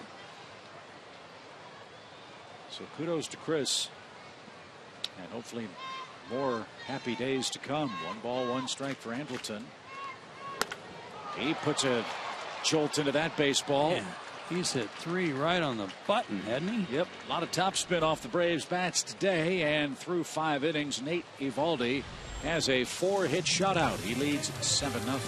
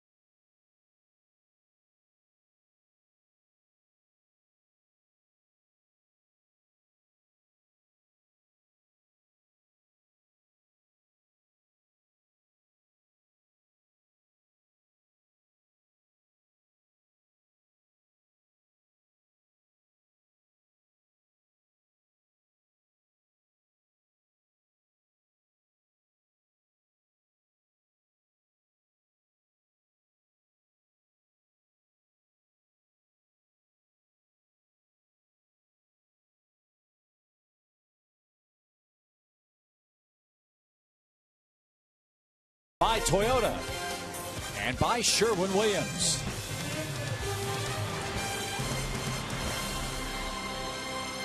Sixth inning, 7-0 Miami. And look, this game's not going the way the Braves hoped it would, so Andrelton Simmons will get the rest of the afternoon off. Elliott Johnson checks in for him at shortstop. Good idea. Take your breaks where you can get them, especially when you have a 15-game lead. And a 1 o'clock game tomorrow. Chance to get a little extra rest. Good point. Yeah. Some of the regular guys. Hey, you know that conversation we had last night about the lack of discussion, not enough discussion about Freddie Freeman and Craig Kimbrell as it applied to National League honors? Mm-hmm. And I said, you know, I don't think the Braves get enough chatter so that people are then talking about Freddie and Craig. Well, lo and behold, this morning I heard more of it. I mean, more, not disrespect, but lack of mention. I'm listening to a national radio broadcast. I'm driving in, and I was listening to one of ESPN's baseball guys. He was asked who's going to come out of the National League, make it to the World Series. He said the Dodgers. Went on to talk about them, talked about the Pirates and all the players that they've accumulated to make their run, and what a good story they are. No argument there. And then third, he mentioned the Braves, but I just don't know what the Braves might do or how they're going to do until we find out if Jason Hayward's going to be back. which prompted me to think, wait a minute, haven't the Braves just won 6 in a row? Right. Best record in the league. Best home record. Best bullpen. These last 6 in a row have been without Jason, with all due respect to Jason. But again, it's like the Braves are an afterthought to just about everybody. I agree with that perception. I think it's a big advantage for the Braves in one way. Nice to have that chip on your shoulder. Okay, it's us against the world. Let's go.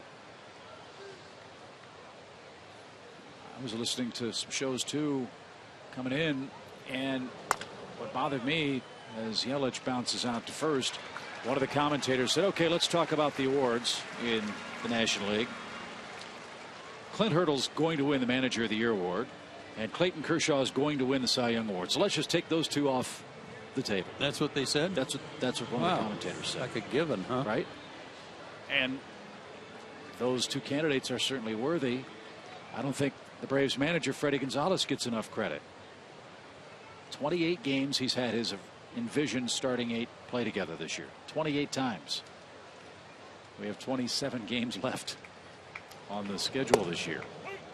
Look, everybody's entitled to their opinion. Right, absolutely. Well, that's what's fun about it too. Yeah, and I appreciate that some of these are very educated opinions from guys who cover both leagues and certainly study baseball night and day. Stanton, a roller. At short, Johnson gets his man. Easy play, 2 out. I just don't happen to agree with him. Well, that settles it, doesn't it? No, I mean, that would be kind of oversimplifying it a little bit. They are entitled to their opinion, just like you and I are, but I just can't. I can't figure out this across the board afterthought that everybody kind of applies to Atlanta. Polanco is the batter, and he swings at the first pitch. That one off the chest of Johnson. He recovers and makes the play. And it's 3 up, 3 down for Miami in inning number 6. We'll continue our postseason awards discussion when we come back. 7-0. Miami has the lead in game 3.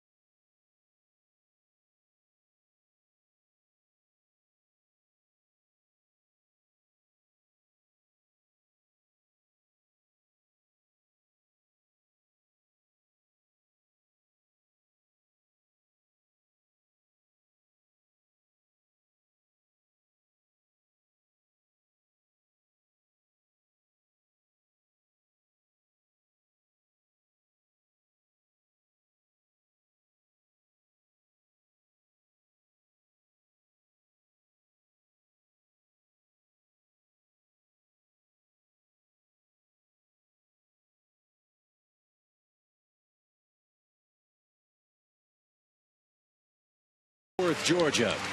And hey, Las Diaz, check that out. Here's a little boy, a game ball too.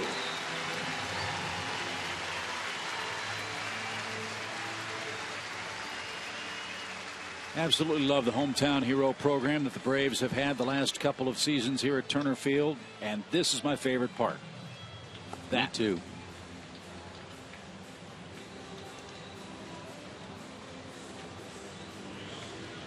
They had a thing today before the game with all the local umpires, right, and amateur umpires, and had them all assembled behind home plate. And for the first pitch, they had a ceremonial first pitch where Julio Teheran threw a pitch, and all the umpires in unison yelled strike. And then they had one of the umpires signal play ball. And before that umpire actually signaled that with the microphone and the PA, Laz Diaz called him over, and all the major league umpires introduced themselves to this local amateur umpire. I thought that was pretty cool on Laz's part too. Wasn't today umpire day? I think that's what it was called. Randy Marsh was here doing the clinic, yes, for the umpires. Mm-hmm.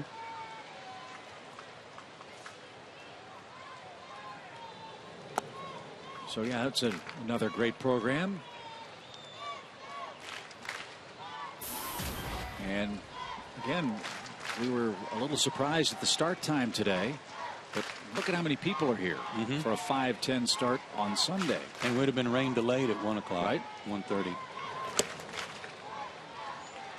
So back to these awards. Yes. Freddie Freeman, 88 RBIs, 4th in the league behind those three gentlemen, Goldschmidt, Phillips, and Craig. You hear Goldschmidt's name mentioned a lot in MVP talk. Yet Freddie's hitting .307 coming into the game today. And Freddie's on a first place ball club. I think that carries a lot of weight, or should.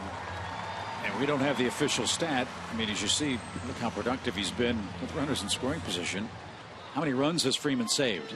I'm not familiar with the methodology for zone ratings and all that stuff, but watching him every day, how many bad throws has he turned into outs this year?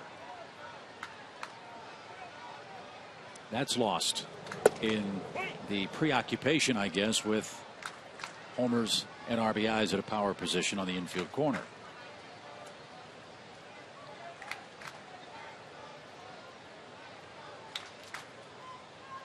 Strike one to Justin Upton.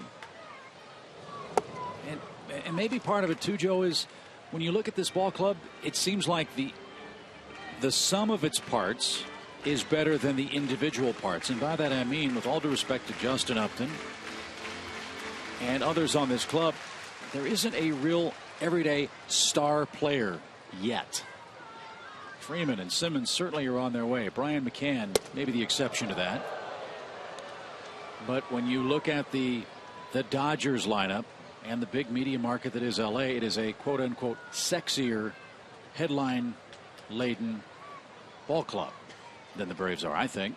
And maybe that drives web hits and the market certainly helps there. Hollywood exposure on the highlight shows, etc.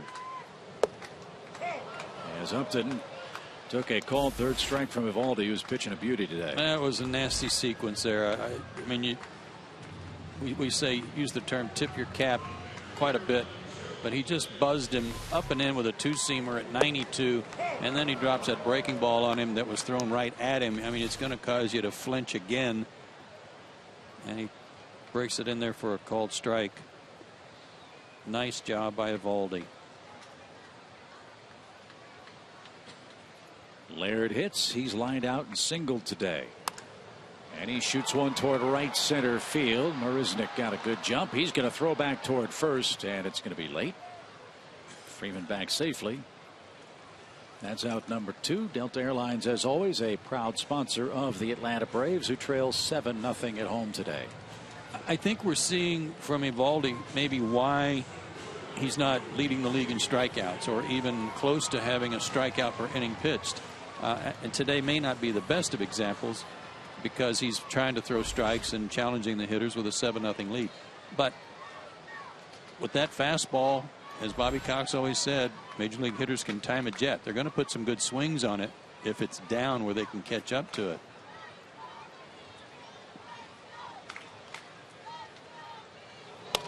But when he gets ahead, and he as he showed with Justin Upton, that breaking ball can be pretty good too. Pitching versus throwing, yeah, would be an evolutionary thing for a young guy. And Sandy Koufax said his career took off when he figured out that the point of the game was to make the other team hit the ball, not miss it. Been awfully efficient in this one, as Evaldi, with 78 pitches total. And a ground ball to short. Echeverria fires to second in time. And this game cruises along to the 7th inning. 7-0. Miami trying to snap another Braves winning streak.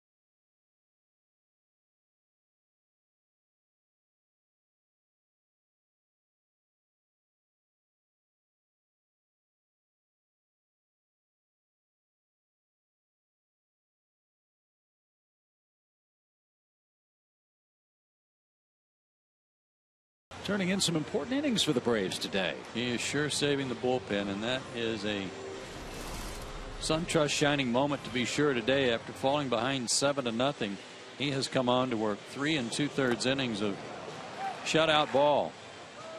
He's given up 3 hits and a walk, pitched around those,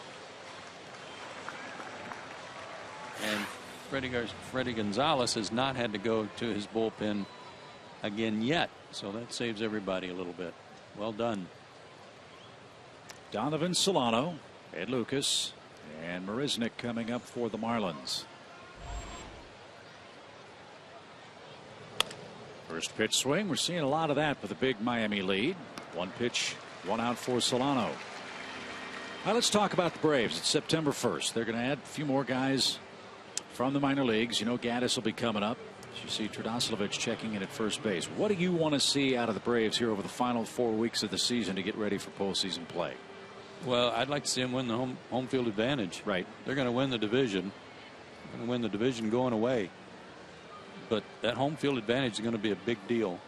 So while you try to massage getting guys rest, and that applies to the bullpen and your position players, skipping a guy in the rotation, you've got to be smart about how you do that and not compromise that home field advantage that they have a nice lead in right now.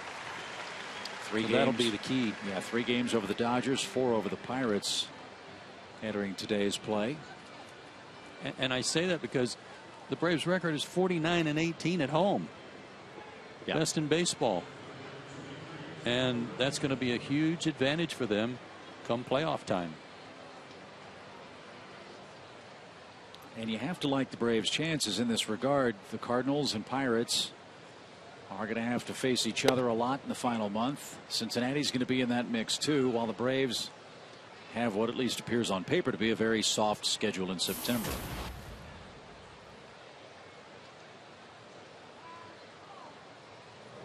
I think St. Louis, we'll have to double check this.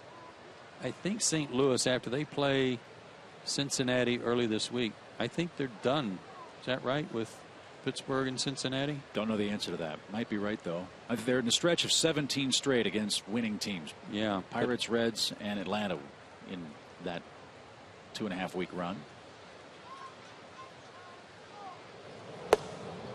If the Braves win home field advantage and have the best record, that means they would play the winner of the wild card game and start here in Atlanta.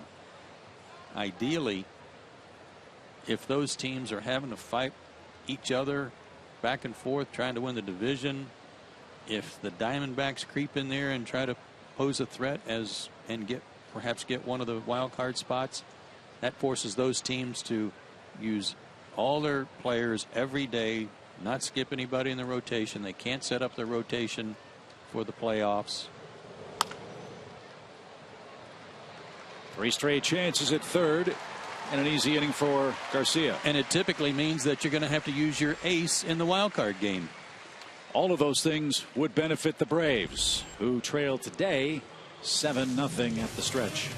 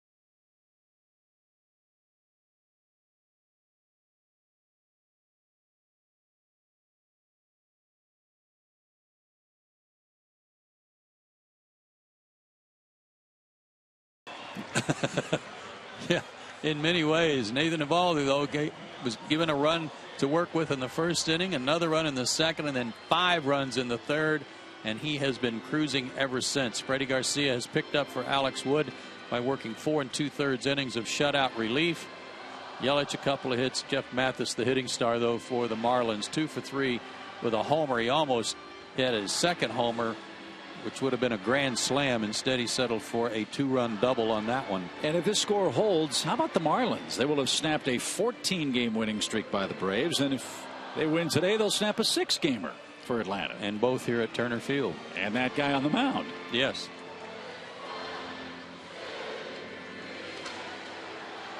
So while we have a moment, let's head back to our AT&T U-verse trivia question. And today's trivia question is the following. Since 1974, Juan Pierre has the second most bunt hits in baseball with 209. Who has the most? I'm going to say Brett Butler. It's a good guess. Oh, man. I'm going to say Lou Brock. And let's see if either one of us is right. The answer is Brett Butler with 245. Woohoo! Nice. Kenny Lofton third, Otis Nixon fourth, Omar Vizquel fifth, and Brian McCann sixth. Oh wait, no, I thought that was McCann. I can't read that name. It looks like McCann. Yeah, it's a little smudged, right? That's okay. Well, we just needed the top 3 or 4. Brett Butler, what a player he was. Loved watching him as a kid. You knew he was going to bunt, and you still couldn't stop him. Brett was awesome at push bunting to third with the third baseman playing in on the grass, because Brett didn't take off running. He stood there, stared at you, and then just perfectly placed it right on the edge of the grass or right on the line and still beat it out. A good trivia question. Way to go, partner. Brett Butler, the answer today. 7th inning, Ugla, Giannis, and then we'll see. First pitch swing, Ugla rifles it foul into the crowd. He's talking about that Cardinal schedule. They have the Reds beginning of the week, beginning tomorrow. And then they've got the Pirates at home. And then they're done with those 2 teams. The Pirates, on the other hand, are at St. Louis next weekend, and then they still have a home and home with the Reds. Ooh. At the end of the month. Their 6 of their last 9 games are against the Reds. Do they finish at home with Cincinnati or on the road? Road. Ooh. Their last 6 games are on the road at Chicago against the Cubs, okay, and at Cincinnati. Ground ball to third. Polanco scoops that up. And Ugla's the first out. I know how the Braves feel about going into Cincinnati. It's a lot like pitching coaches feel when you go to Coors Field in Denver. Yeah, right. As you see, Chris Coughlin's checked in. He's in right field for Stanton. So that central race and those wild card positions at the bottom of the pile for the postseason possibilities still very much in a state of flux. Here's Giannis. He shoots one to right. Coughlin on the run, still going, can't get there, and that's into the corner. I don't know how sure the footing is out there, but he looked like he was running with snowshoes on. Well, one of the reasons I think they're considering moving him to third base is the injury that had him on the disabled list was a nerve issue down his back and leg that was really limiting his mobility, maybe his ability to run too. So while he's in right field today, beginning tomorrow, I think Marlins fans will probably see him at third base a lot. And they really want to find a way to get his bat in the lineup. For a team that's desperate for offense, Coughlin could really help them. He had 113 hits in the second half of his rookie season. And it was the 3rd highest total by a rookie in baseball history to have that many hits. So Garcia is taken down after a great job of relief. And Jose Costanza, celebrating his birthday today, gets to pinch hit. Is that right? How old is he today? 30. Well, happy birthday.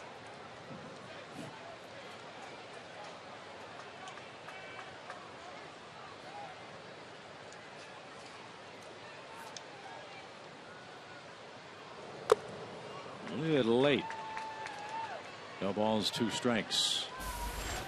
Anthony Favaro is up in the bullpen.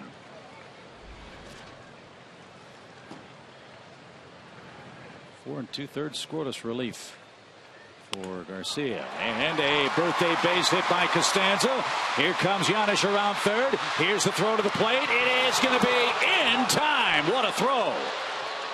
What a catch. The only way they're going to get Giannis on that throw was for Mathis just basically to do a swipe where he caught the ball on the short hop and then swept his glove around and got him.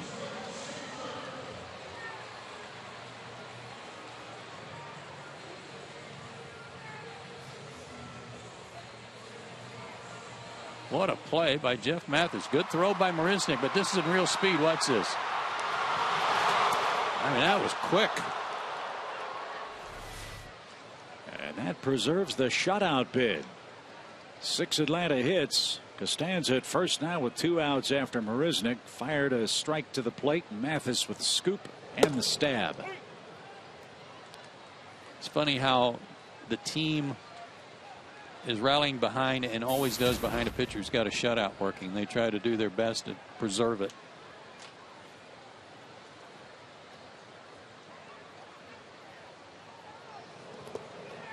Swing and a miss by Jordan. The Marlins have thrown 8 shutouts this year. They have been shut out 16 times. Again, the last month and a half, 2 months, pitching has not been this team's problem. No.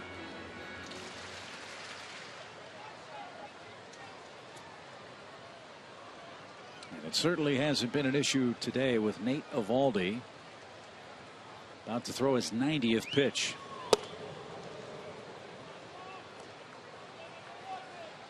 Something to back that up for you, Chip.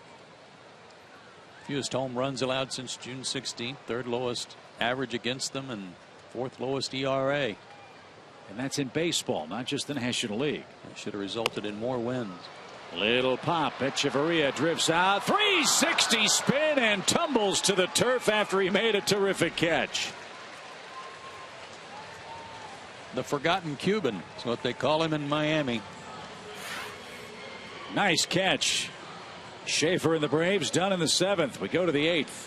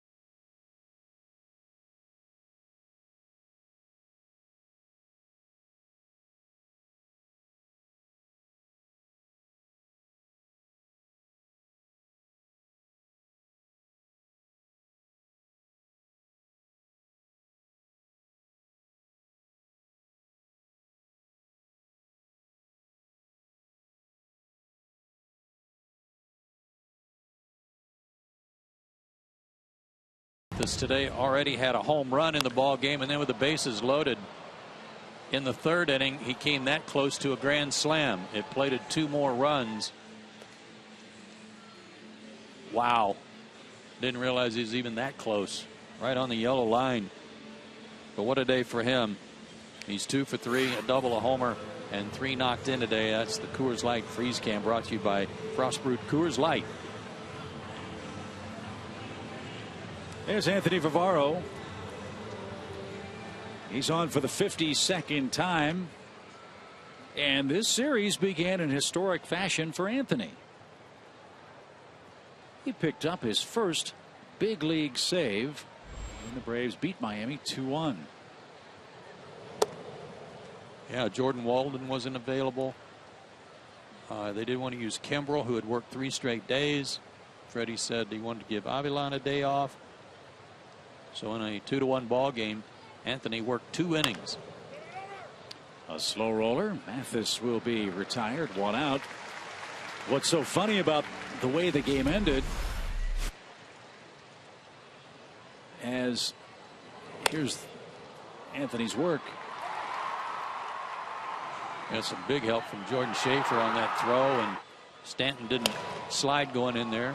We thought this one was going out, but no, sir. Schaefer caught it, tossed it in the stands. Yeah, and went back to the dugout, and Freddie Gonzalez said, hey, that was his first major league save. Go get the ball.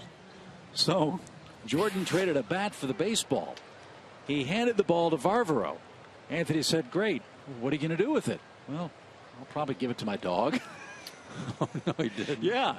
He said, I've got the lineup cards and all that stuff. That's pretty cool. But he said, I'll throw it in a bucket at home, or I'll give it to my dog to play with. So all that hard work. So Jordan probably wanted that bat back at that point. Right. I hadn't heard that part. And Evaldi is down on strikes. Yeah. Schaefer presented the ball when he got back to the clubhouse, and Anthony was quoted as saying, I don't know if Jordan went in the indoor batting cage and picked up a ball or what. So we have it on tape, Anthony. It really was the final out for your first save.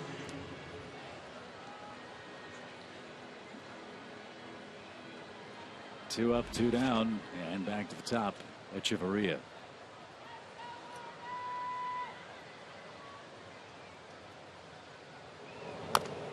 Braves and Marlins are going to have a fun shortstop rivalry, one would think, over the next decade or so, if these 2 youngsters can stay healthy. You all know how we feel about Andrelton Simmons. This guy's fun to watch, too.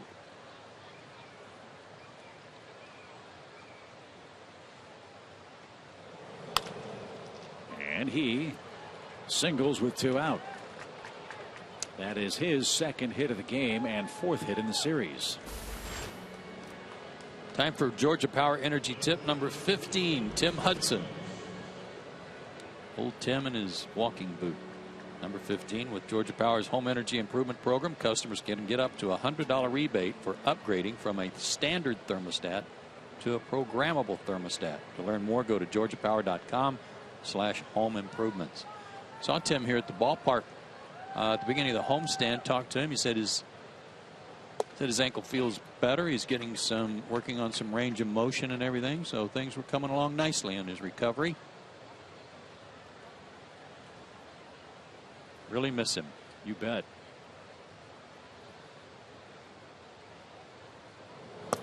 Wonder if Kim misses him not going on the road trips yet. Or just coming to the ballpark. Or long trip to the grocery store. Anything. Christian Yelich, 2 hits, 2 runs, and a walk today.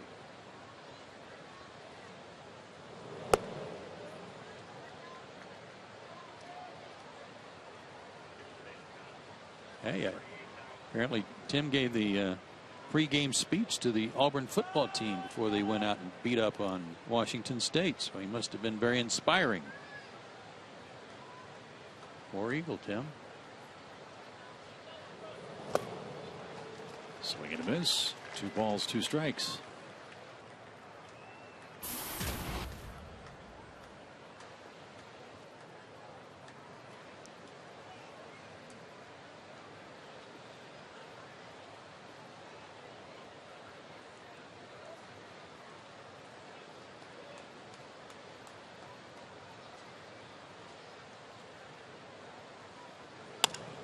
Liner foul and into the seats. Nice catch. How'd your team do yesterday, by the way? The team that you're worried about even fielding. Oh, we did. We decided to go ahead and play the season. You did? Yes. Okay. They played Louisiana Monroe, Ben Sheets' alma mater. Scoreless battle after one period, but the Sooners prevailed. 34-zip.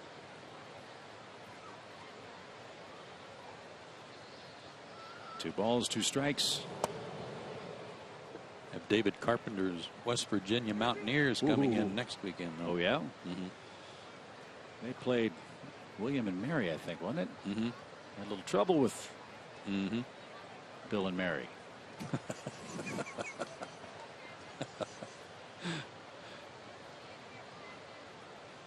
3-2. Just looking at Yelich's numbers here. First of all, he's a big guy, 6'4", 200 pounds, out of Thousand Oaks, California. He was a first-round pick late in the first round in 2010. The minor leagues, here's where his numbers. He hit .375 in the Gulf Coast League, got sent up to Greensboro. He hit .348. The next year he started at Greensboro, hit .312 for the whole year, 15 homers. Last year at Jupiter, he hit .330.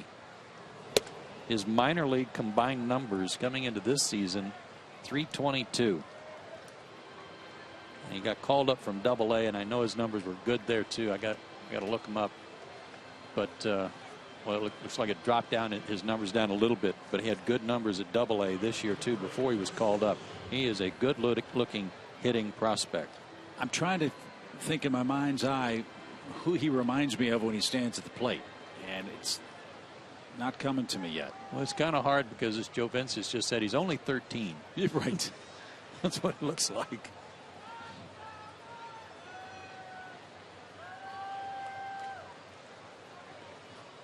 Here's Chris Coughlin, and a comebacker is speared by Barbaro.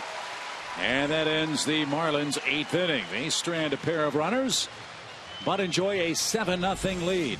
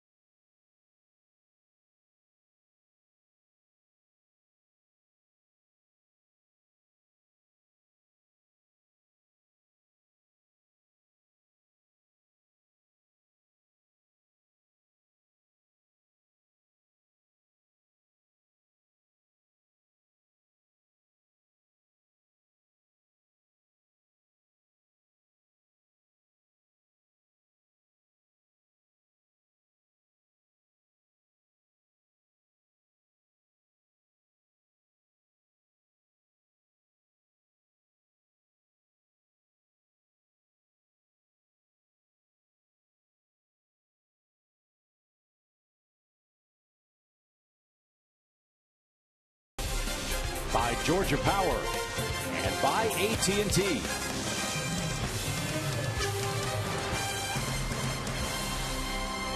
Here we go, bottom of the 8th inning, 7-0 is your score. We've got the Mets coming to town tomorrow afternoon. If you haven't made plans for Monday, hope you'll join us. It's a day game.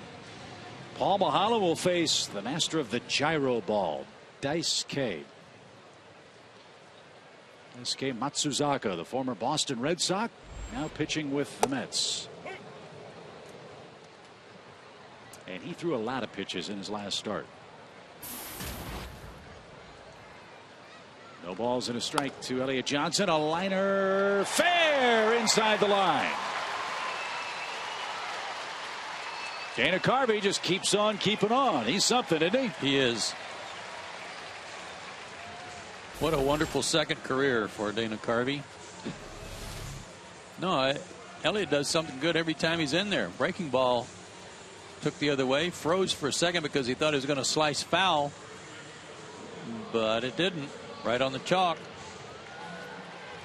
Good call there by Tim Timmons. So Eovaldi's going to have to work a little harder to preserve his shutout bid. A leadoff double for the Braves in the 8th. That brings Joey Turdoslavich to the dish. You had to say that very carefully, didn't you? Yes, I did.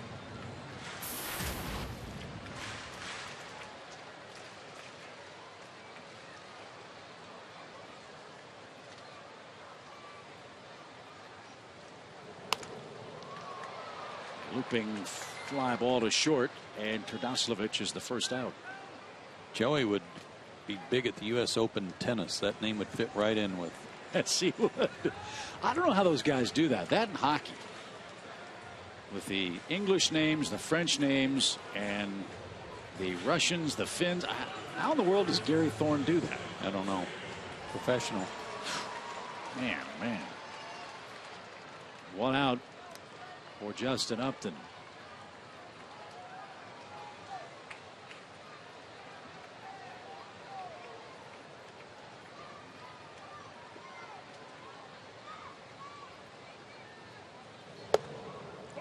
Showed you the standings in the RBI lead in the National League. Justin Upton 6th in homers. 24. Pedro Alvarez of the Pirates leading. Maybe you didn't know that he had passed Goldschmidt. Thing about Justin is that all-world April. I mean, he had a good August too, but an all-world April when the Braves were playing well, got off to the good start. What were they, 13 and they went 13 in a row, but had that good stretch where nobody could get him out. Yeah, the Braves were 12-1 after the first 13 games. That's it. Won the first 2, lost to the Phillies, and then got real hot real quick. Now you have a 12-1 run, a 14-0 run, and 4 or 5 5-0 runs. You're going to have a good year. And he's the guy that propelled all of that in April, because Freddie Freeman didn't play half of April, and Can hadn't come back yet. Upton became the first player in baseball history to hit 5 homers in the first 5 games with his team. He also had 6 homers in his first 7 games.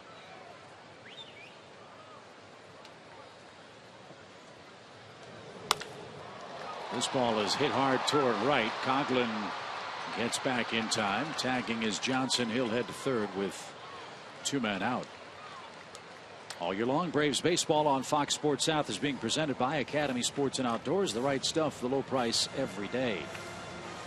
Joe and Chip with you, along with Andre Aldridge. The Braves trying to push across a run or two late. They're down 7-0 to the Marlins.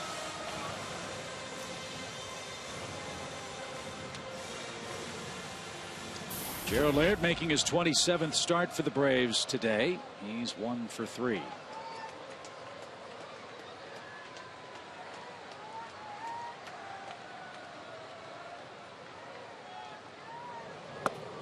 The Dodgers did win today. They beat San Diego 2-1. The Cardinals avoided a sweep in Pittsburgh, 1-7-2 today.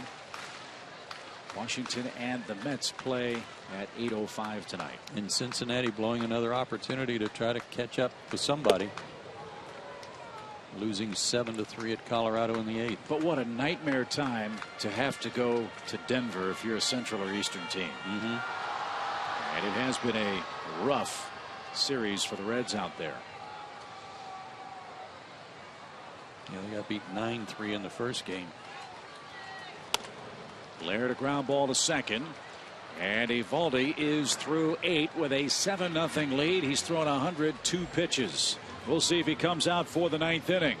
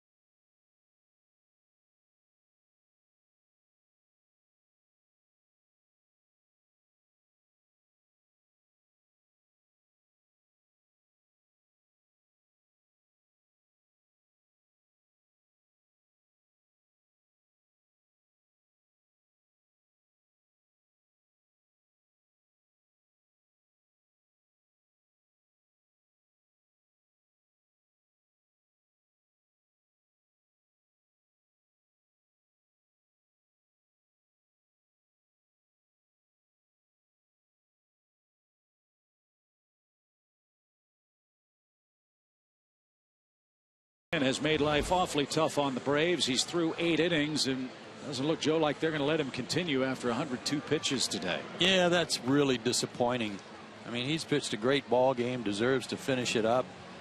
Really hadn't thrown that many pitches, just over 100 pitches.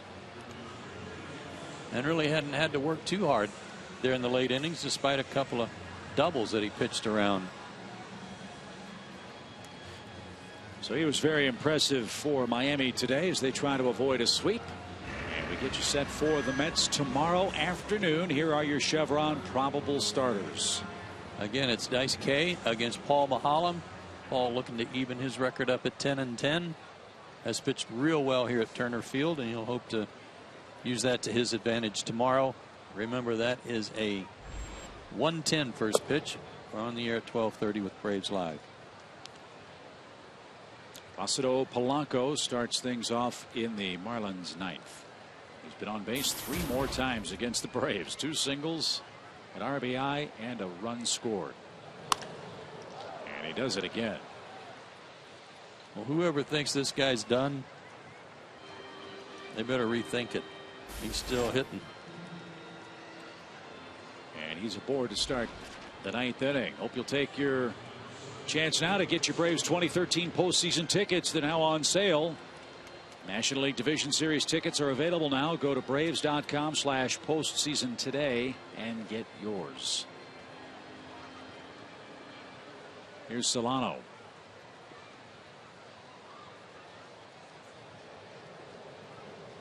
You know, it's always good when the general manager listens to the broadcast. Frank Wren gets an assist in today's game. Right. We were trying to think in our mind's eye who Christian Yelich reminded us of at the plate.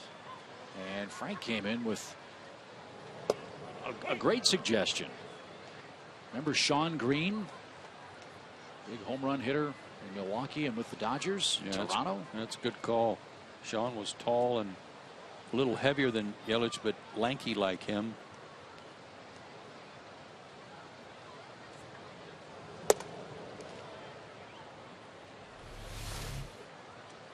Yeah, that's a real good similarity.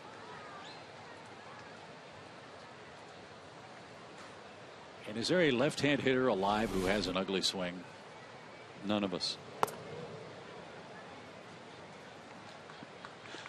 Exactly. I can't help it. I got to laugh. That's 2 balls, 2 strikes.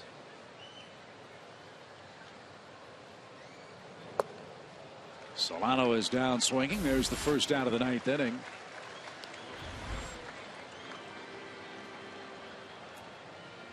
Miami trying to win its 50th game of the year. The Braves trying to avoid losing only for the 19th time at home. A lot of work to do, though, with 3 outs left, down 7. Here's Lucas.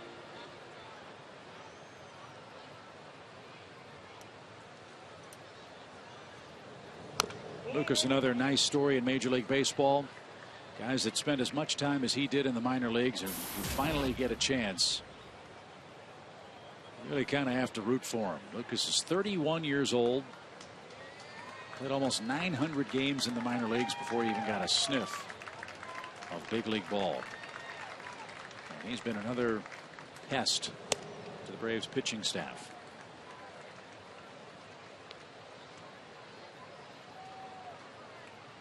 Told the story earlier this year.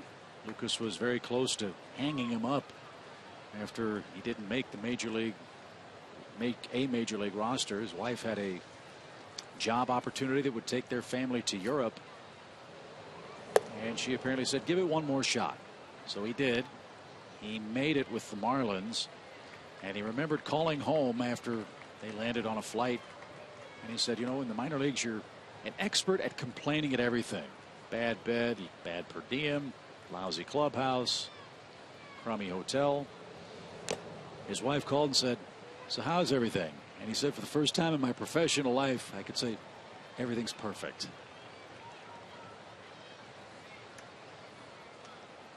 And the one thing you try to remember as you play at this level if you're fortunate enough to keep playing at this level, is not to forget how good it is here and how good you've got it.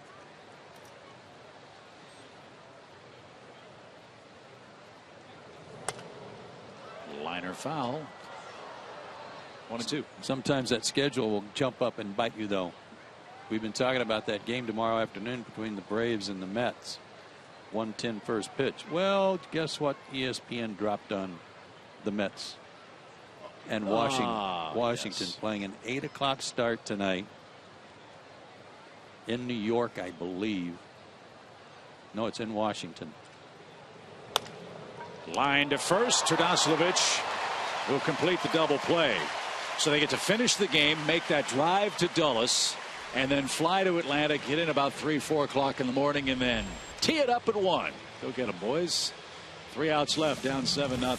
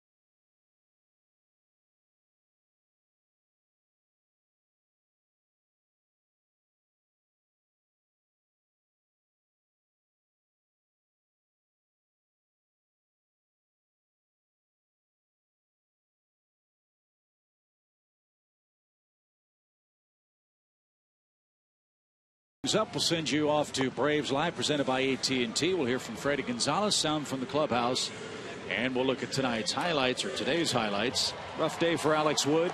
7 earned runs in 2 2/3 innings. The kid just didn't have it today. On the bright side, Freddie Garcia's Brave debut was very, very good. 4 2/3 innings of scoreless relief.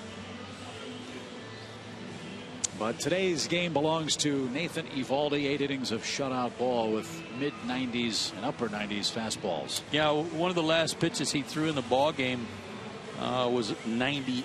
I think Joe Vincius told me 98 to get Schaefer in the 7th inning. So he didn't lose anything. And Steve Cishek has not pitched in this series, so they'll give him an inning of work before they head to Chicago.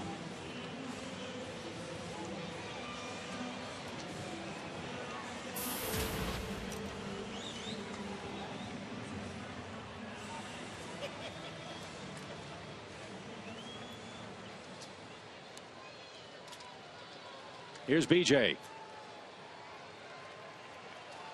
BJ 0 for 2 with a walk, but he has stung the ball a couple of times today, so the encouraging signs for Upton continue.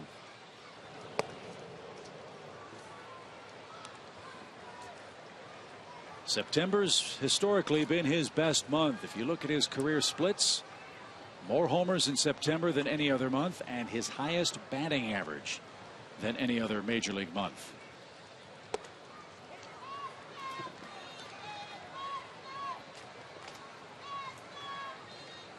Home runs last September.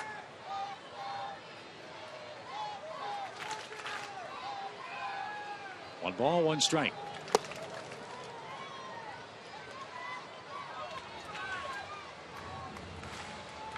This guy's tough. Steve Cishek. Joe mentioned his good work earlier. For a club that hasn't yet won 50 games, Cishek has saved 28. And he got Upton with a disappearing slider. One away in the 9th. Here's the way I look at it. Didn't Justin hit 12 homers in April? Yeah. There you go. One brother in April, one brother hits 12 in September, got it covered. And really, that's the thing about this team. You get one guy hot, they're all capable of carrying the club. Hopefully that'll start in game 1 against the Mets tomorrow. Here's Ugla. Dan's 0 for 3.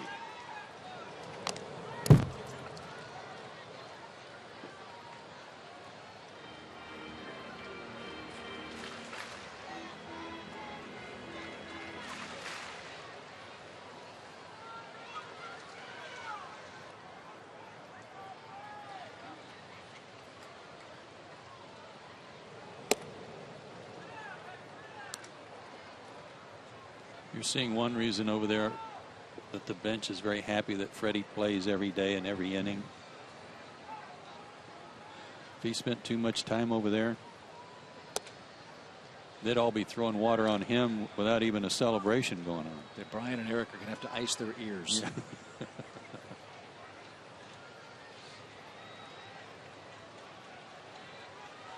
Yeah.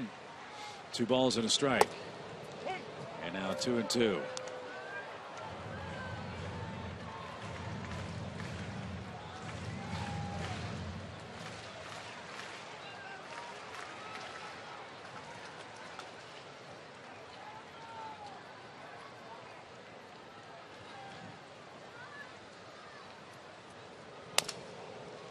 Broken bat. We'll do it again. Colorado did beat the Reds. Cincinnati gave them a finish, but that's a 7-4 final at Coors Field. Cubs beat the Phillies 7-1 today. Giants 8-2 over the Diamondbacks. Angels beat Milwaukee 5-3 at Miller Park. Cardinals 7, Pittsburgh 2, Dodgers 2, San Diego 1. Those are your finals in National League ballparks today. I believe that was Zach Greinke again, who pitched another good game for the Dodgers. He's hot.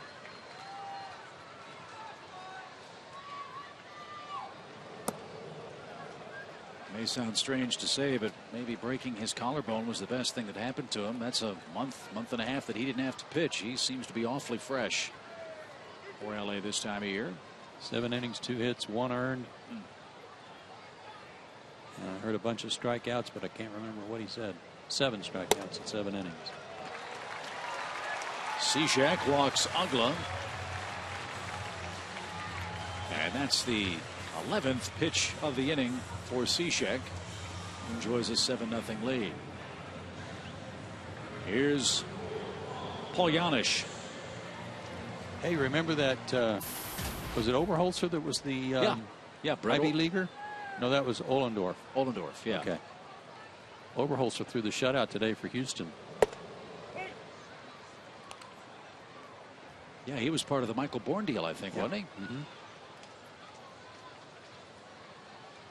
Houston beat Seattle 2-0 today at Minute Maid Park. Talk about tough jobs. Cole Porter certainly has one. The Astros now 45 wins this year, but they are taking a very slow, methodical approach to restocking and rebuilding their farm system under Jeff Luhnow, their general manager. As Janisch checked to swing and is struck out 2 away.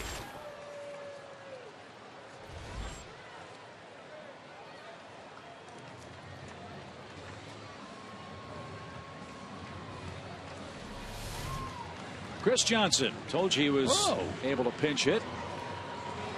Good hands.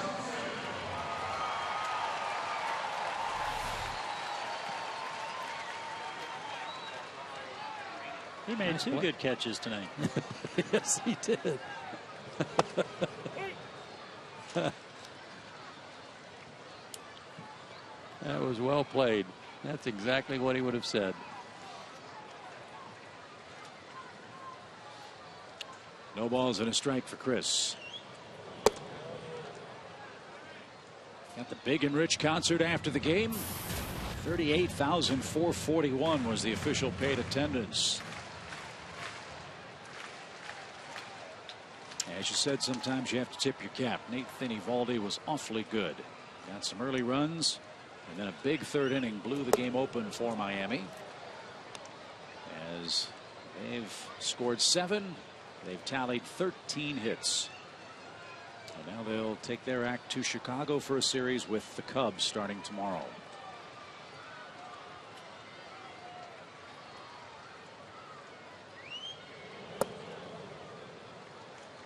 Two and two.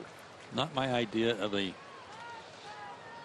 fun at bat when you've been sitting over there on the bench all day and then you get up and have to crank it up in the 9th inning down 7-0 against this guy.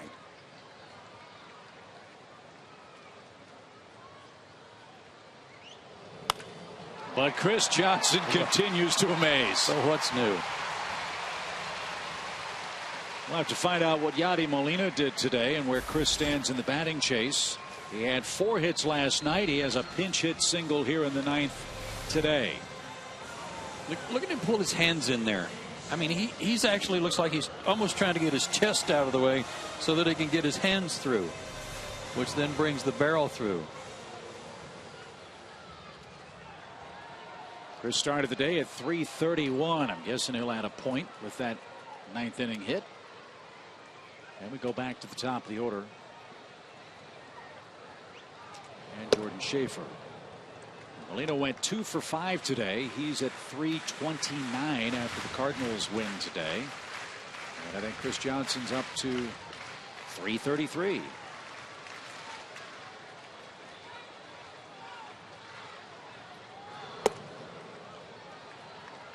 Two balls, no strikes. Yeah, you hear anybody nationally talking about Chris Johnson? Nope.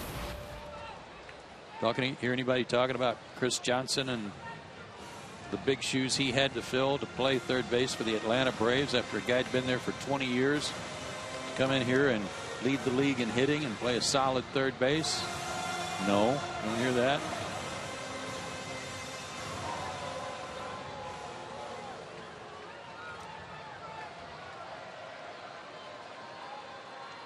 Two and 0 for Schaefer. 2 on, 2 out.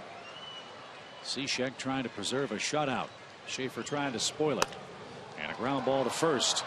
And that's going to end the ball game. The Marlins snap another long winning streak by the Braves at Turner Field. A 14-gamer earlier this year and a 6-gamer today. Mathis and Evaldi, a very potent Marlins battery as they shut out the Braves.